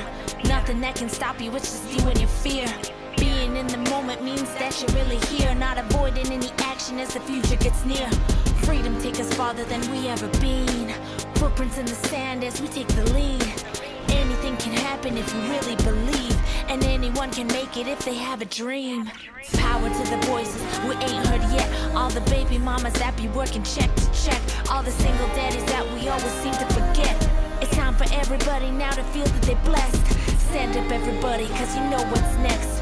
People in the movement got no time to rest. The people need to do this cause we know what's best. Moving all together so nobody gets left.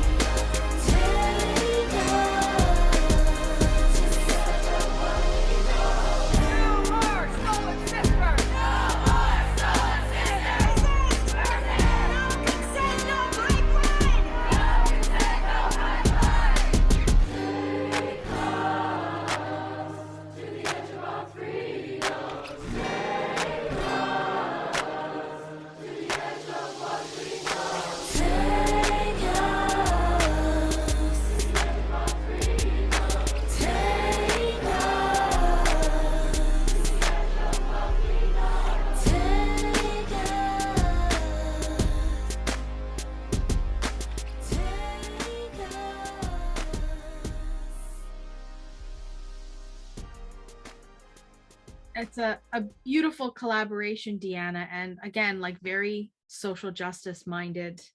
As we, I guess, as you share with us ways of how we can become better allies and about truth and reconciliation, and it's a question I'm going to pose to the group in just a moment about ways that we can do that. But I know you've got some other stuff to share, or if you want to unpack this a little more, I'd like to give you the opportunity to share what you need to in this space. I think this is a great time to bring our artists back into the space. Right. So Sarah, if you could, bring Renae and Russell and Carrie back.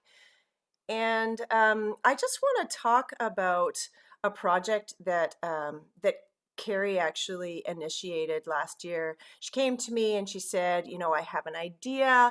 I'm just going to bounce it off of you. What do you think? You know, like it's like she had the little fishing rod and she cast it and she's waiting for me.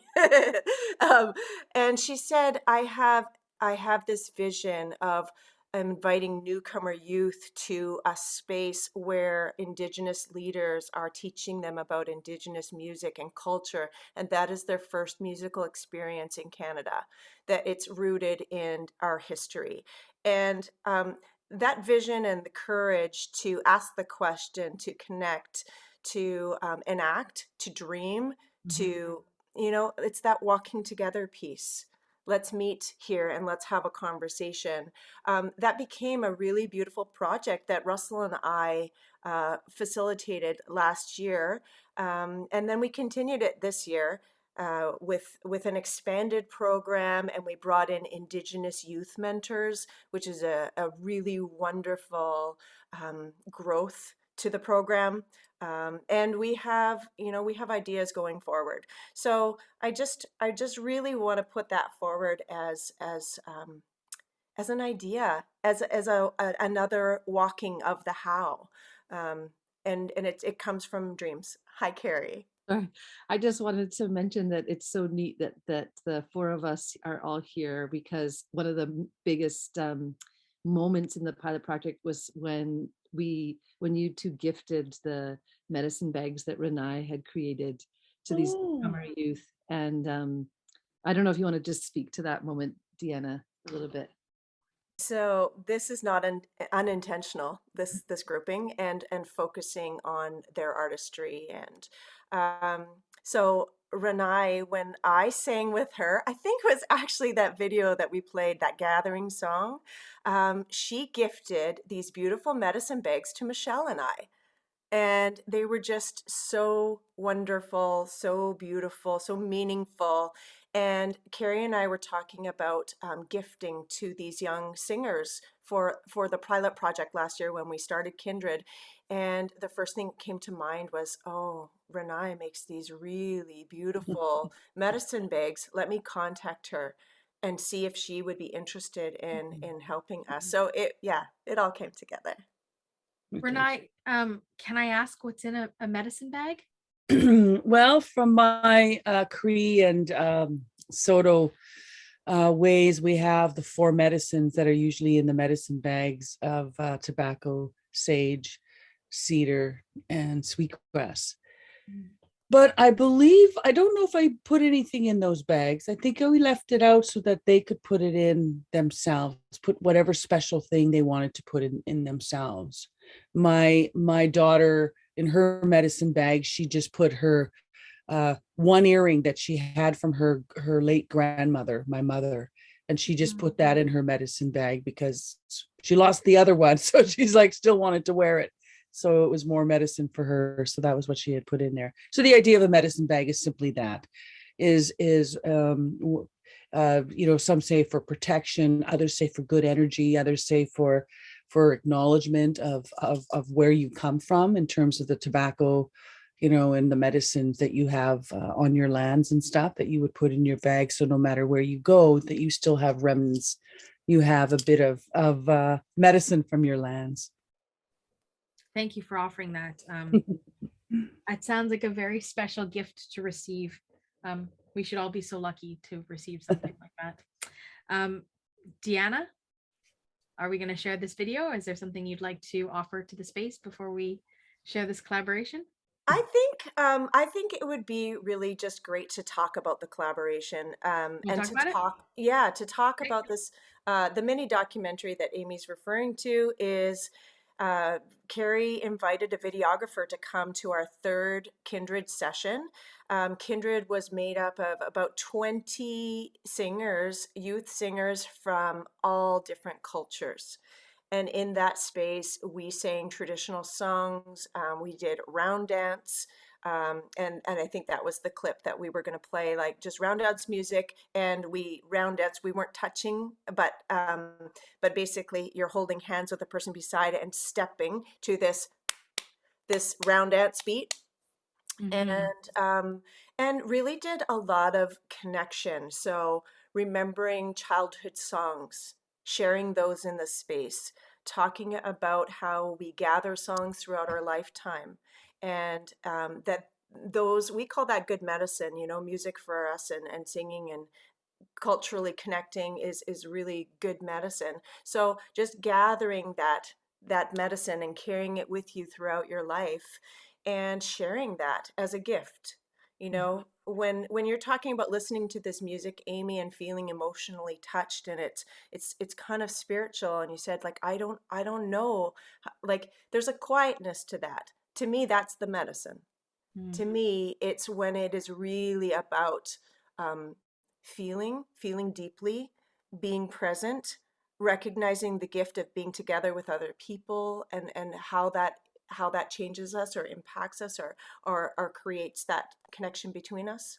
I'm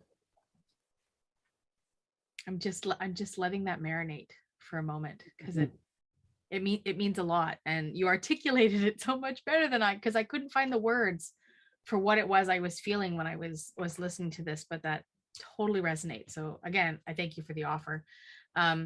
I wonder from each of you, in terms of, you know, you've all shared such lovely gifts with us this evening in terms of your artistry, and I'd love to know, you know, what if there's a bigger meaning to collaboration than what we've experienced tonight, like a larger picture of what it does to bring people together, and how folks who don't have a lived experience of being Indigenous, how we become better allies and how we join in this work. I would love to offer that to the folks on the call tonight. Some advice from you all, some if you would like to offer that, I would love to hear it, I guess is what I'm saying, because I'm always trying to engage with the work, and I'm still learning. That's the truth. But it feels important to me, and I would like to do better myself. So does anybody would like to offer to go first? I could just call on folks. I think I heard a Renae. No, you go ahead, Deanna. You're good at this stuff. Well, no, I think I'm going to give it to you.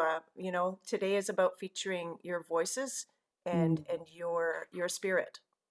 Aw, collaboration. I direct theater, so the last few plays that I've directed and it's all about collaboration. And in the theater world, they're called directors, but I feel that I'm more like a facilitator, in a sense that, you know, we want to generate conversation of the characters that they're creating.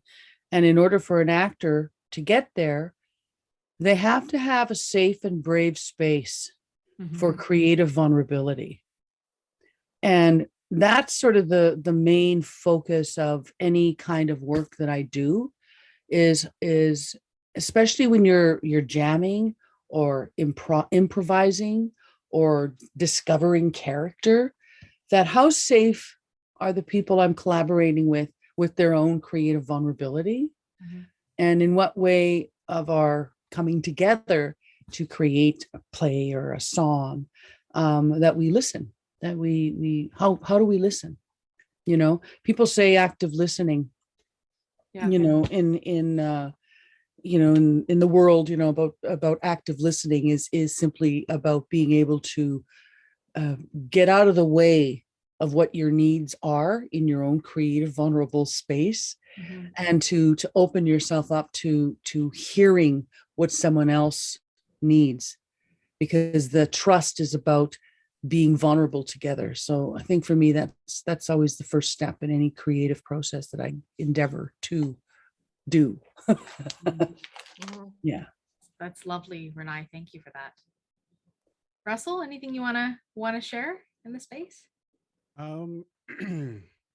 Yeah, collaboration is a wonderful thing, and yeah, you do that a lot in theater and dance, and music is one of those areas where it's really easy to collaborate just by jamming, just by singing, by picking up a drum, picking up a guitar. But one of my favorite collaborations is with Sawagi Taiko, which is a all women's taiko drum group here in Vancouver. And I'm going to spam a little bit here, but we are putting on a concert on May 21st at the Annex. And yeah, it's just one of those collaborations that Down, Russell. What's that? I'm writing it down. May 21st, Annex. Annex, yeah. If you Thank go you. to Powell Street Festival website, they have the information. But yeah, it's a collaboration that was born out of years of just coming together and jamming. And the thing I like about the collaboration is like we're both equal partners in this. And it's like, that's the really cool thing about it. Like culturally, like it somehow we just kind of fit together. Like it's a really interesting process. And but yeah, it's a really exciting to work with other artists. And yeah, there's different ways of collaborating. I know in the past I've worked with ensembles and different things, and sometimes it takes a bit of facilitation to kind of draw out, because sometimes people are afraid to collaborate. They're afraid to insult the other artist, or and I've been I've been like that. I'm like, oh, this person is so good, I don't want to insult their integrity or their artistry. It's like but yeah, so you overcome these things, and whether it's through facilitation or whether it's just sitting down and jamming and singing and doing stuff together. So yeah, there's different ways to go about it. And yeah, I think whatever works for your collaboration is the best way. Carrie, have you got something you'd like to share in space about collaboration? It's my favorite way of being artistic. Yeah, me as well. Yeah. I as a person that doesn't have lived experience as an Indigenous person, I think that what I've learned over the past years is that the most important thing is to do things with heart. And both Russell, as first of all, to not be afraid of misstepping, and immediately, if you're working with an Indigenous artist, if you do misstep, to be accountable for it, and to make things right, and to learn from that mistake, but to not let your fear of misstepping prevent you from creating a space where collaboration is possible and learning. For me right now, with the young artists that I'm working with, yes, we are collaborating with all these wonderful artists, but the primary goal is learning, as opposed to collaborating on a project. So we're trying to create space where we can learn about Indigenous culture and learn Indigenous music, and learn from these incredible artists. So and then both Russell and Deanna have independently talked to me about how sometimes as settlers we get so tied up in doing it right and being so formal that your land acknowledgement doesn't come from the heart, or your gift of protocol doesn't come from the heart. It's what the box that you think you need to check. Yeah. And that's a learning process for me, to not be tied up in fear of being wrong, for that to prevent me from being genuinely being genuine. Yeah. Intention means a lot. I'd love to just open the conversation to our friends on the line. If you have questions, things that resonated for you tonight, I hope there's lots of thoughts that you want to share, questions you want to ask. Pardon me, friends, I feel a cough coming on. I'm so sorry. Pardon me. I'm glad I had a chance to mute myself before that happened. I would love for our friends on the line tonight to be able to share their thoughts and their questions with these folks. Oh, and we've got a hand already. So Christy B, why don't you unmute yourself and share your question or your comment with our lovely group of artists tonight. I think we got you, Christy.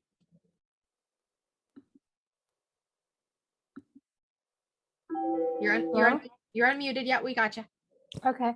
I was just wondering if all your pieces tonight are going to be circulated in the email. The answer to that is yes. Okay, Yep. thank you. Yep. This also is going to be on our YouTube channel, this event.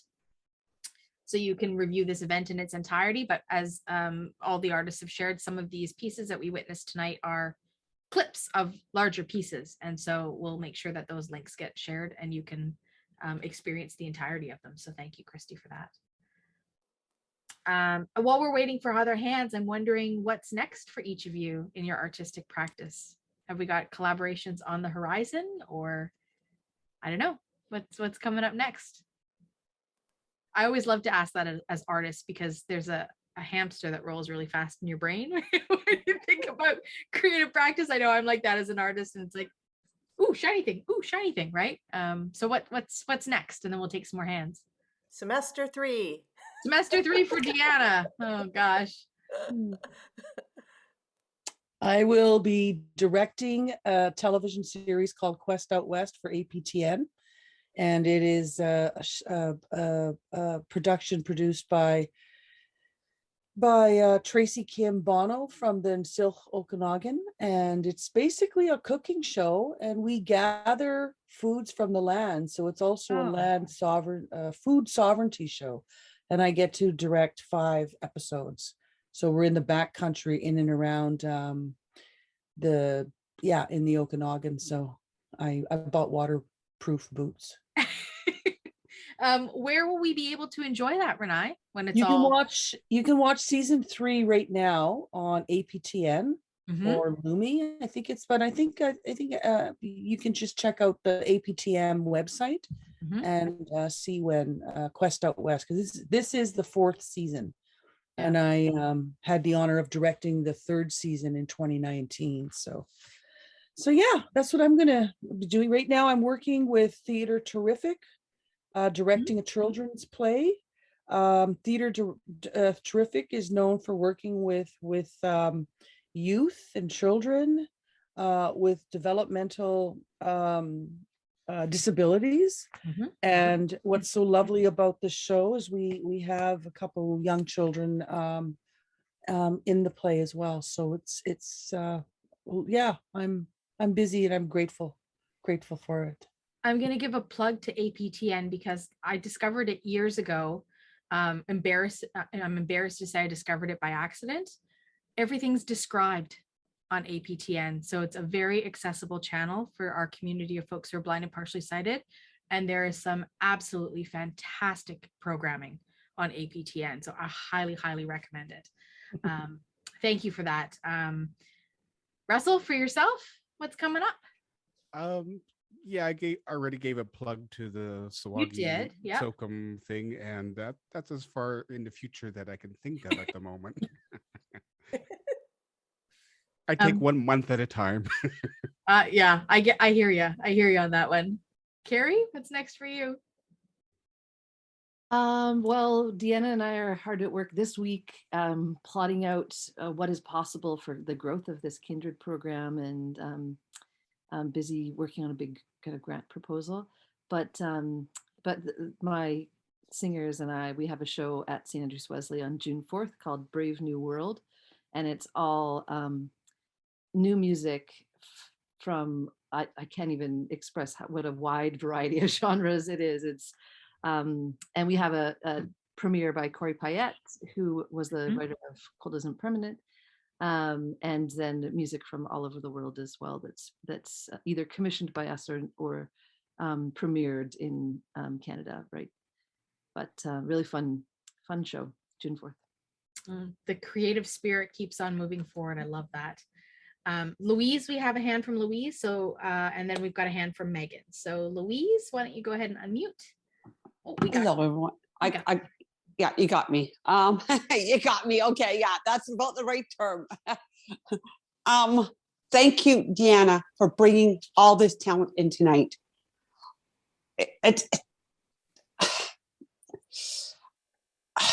I can't even express what I feel. I've say the culture. Yes, you might have heard here a song, there a song, or events or different things and the culture. But I mean, this is a kind of music I've never, or talent I've not kind of listened to in my life. So you brought in something tonight that was unique, stories that were shared in it. Just it takes your heart and makes you think what privileges a lot of people have, and many people don't realize we have. I've always thought, geez, I don't have much, but I have so much more than I thought I did. I'm so enriched without even realizing in life. I mean, I've given to the community by doing so many things in a drop-in center to make sure. Sorry, my husband's coffee in the background. I think he choked on some ice cream or coffee or something. But what was I going to say? I did for a couple of years youth coming off the streets, youth making sure they had food, lunches, dinners actually, and a safe place to be because they were on the street. And then my kids grew up in really considered a school that was considered what's the proper terminology, low income area. So I taught my kids always to give and do, and I always gave my time and everything. But I realized tonight I have never done enough. I mean, there's so much more can be done out there to make sure people are safe. And that's the gift you gave me tonight, Deanna. And I wish you the best in the future. And I hope to see you back in this space with something different some night. Thank you, Louise. And thank you for always bringing your voice into the space and sharing your thoughts with everybody. Well, I can say it was the one that really hit me. And they all did. But I think the one, and I can't remember the second artist's name, the last song, the upbeat. Oh, that was so. Renae. Renae's. Yeah, her last one. Mm-hmm. It was beautiful. That's the one. That's the one that comes from that show, An Hour and 12 Minutes, isn't it? Yes. Yeah. Yes, that's what I thought. So I wanted to say thank you all for giving us a gift tonight that will stay with us, and I'll make sure that we got to share this and make people realize that. And I can't wait to listen because I mean, why is the community, you guys, the Indigenous community, more people in prison than Canada? It's mind-boggling, right? I can't even take that in. I mean, I always knew the poor got thrown in for something they might just done something small to get them off the street. But to do this to our culture, to cultures, no, that's not acceptable. And I can't wait to watch that and see what you have to share in it and what I can learn. Because I guarantee I don't know anything. That's the lesson I learned tonight. Thank you. It's a continuum, right? We all enter these discussions from a different level of knowledge or understanding or experience, right? So Louise, I think it's very valuable that you're taking some of what's been offered tonight as both artistry in your soul, but also as a learning experience, because I think that's what good art does. Mm-hmm. And Megan has a hand, so let's get Megan to unmute and share Megan's thoughts or questions. Give her a moment.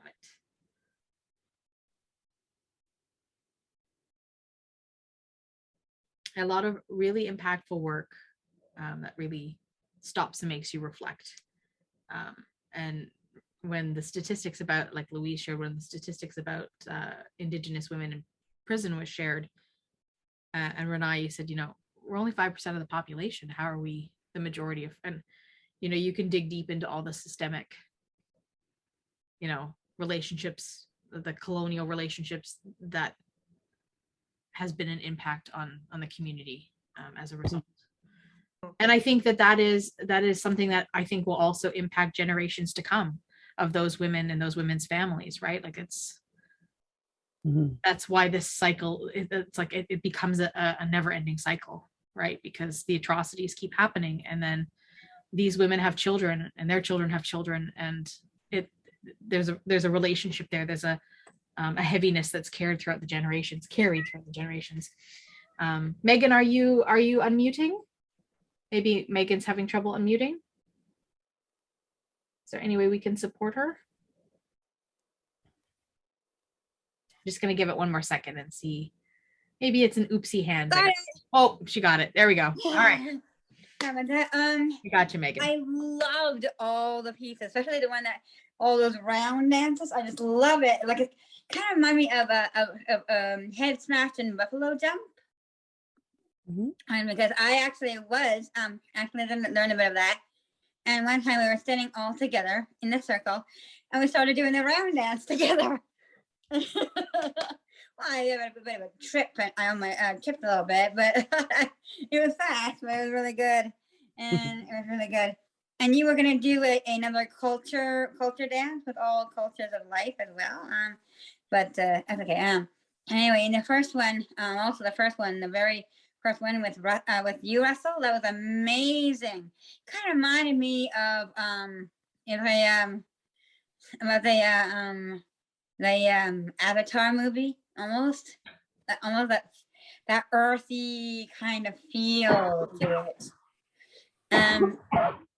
Yeah, and the advice I would actually make is like what you can do is when they have their ceremonies, all of you can come and actually watch the ceremonies. Like you can like they each, like for the mushrooms or anything, they if they want to take a plant out, or then they will do a ceremony before they take it.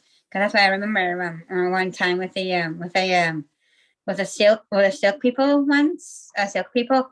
I learned that when I was on Zoom meeting on a Sunday a couple months ago. It was really amazing. It was really amazing. I loved it, and that's what they would do. So if we actually could go. To go to all of their ceremonies and learn from what they do, and maybe put it into their lifestyle. That would be really cool. Thanks, Megan, for sharing. You're so welcome. Megan brings up something that makes me ask a question, because I know where I am in what's colonially known as North Vancouver. The Squamish Nation holds a powwow ceremony every year on their lands. And I've been invited many times by folks that I have met from the Squamish Nation and have never had the opportunity to go. If there is a public ceremony like that, is that something that folks that aren't part of the culture need to be invited in to? Because I don't know what the protocol is, and I would not just show up thinking that I could, be there. Oh, you should show up. Okay. It's open to the public. Okay. And, yeah. And this is exact. Sorry, go ahead. It's a powwow. And there's a difference, like back home, and I'm speaking again from the Cree people, is that back home we do have ceremonial powwows, but it's not what the Squamish Nation is doing, although it does have elements of it in terms of honoring families, recognizing different memorials of people that have passed on, or those kind of things that they do there. But it's something that the Squamish Nation has been doing for several years. And for us, from the prairies where the powwow comes from, we're grateful that they're doing a powwow. So yes, it's open to the public.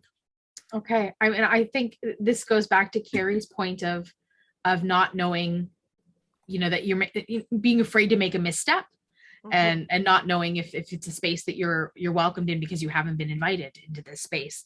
And so that is like, Renae, you've given, again, another gift that you've given me tonight in this space is knowing and understanding that, I guess if my intentions are in the right place, that the ask is,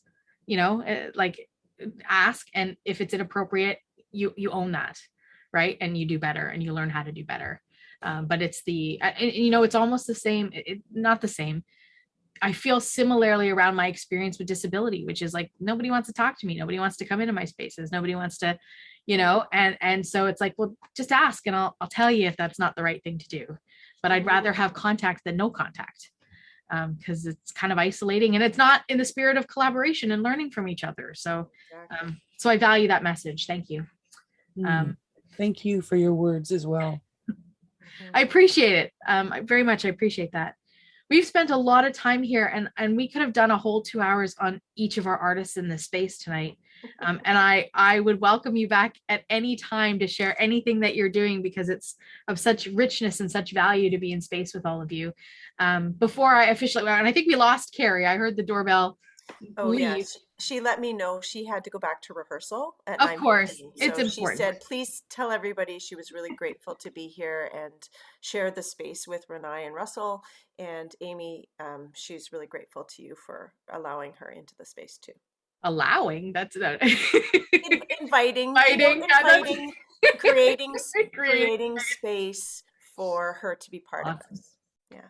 Well, before, this will be new to Renae and Russell, who are joining us for the first time, not new to Deanna, but we do a prize draw at the end of each night for our community. And Deanna has offered to volunteer to do the prize draw. So how this looks is that Sarah, one of our VocalEye team members, has got a list of all of the community members' names, and Sarah's going to come into the space. So we'll just wait for Sarah to pop on in. And Deanna provides a cue word, and when she yells out that word, whatever she chooses it to be, we'll do a draw, and somebody will win a prize. I hear some activity with Deanna's priming to go, but I don't see Sarah yet. Hi, can you hear me? Oh, we can hear you, Sarah. Yeah. Okay, I am having some technical difficulties on my end, but if you can hear me, Diana, anytime you're ready, I'm ready for you. Okay, drum roll.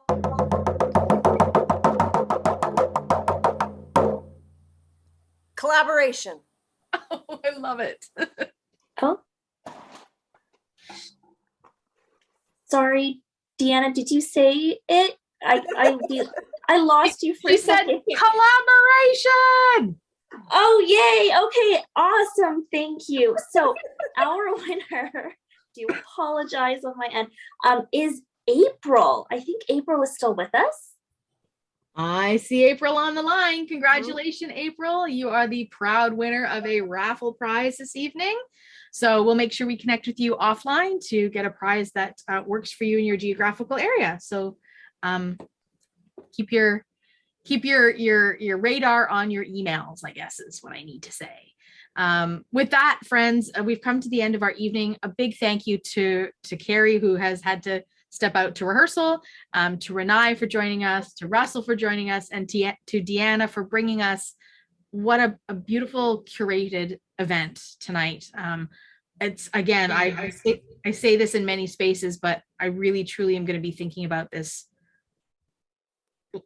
for long after this night is over. And I'm definitely going to check out the links that are circulated to see some fuller pieces of this work, because I think it's so beautiful and so rich. So thank you so much for sharing your gifts with us tonight. Thank you for inviting me. Hi.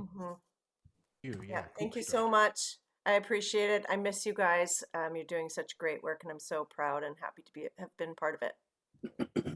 You're all invited at any time you want to be in this space, truly and deeply, with my gratitude.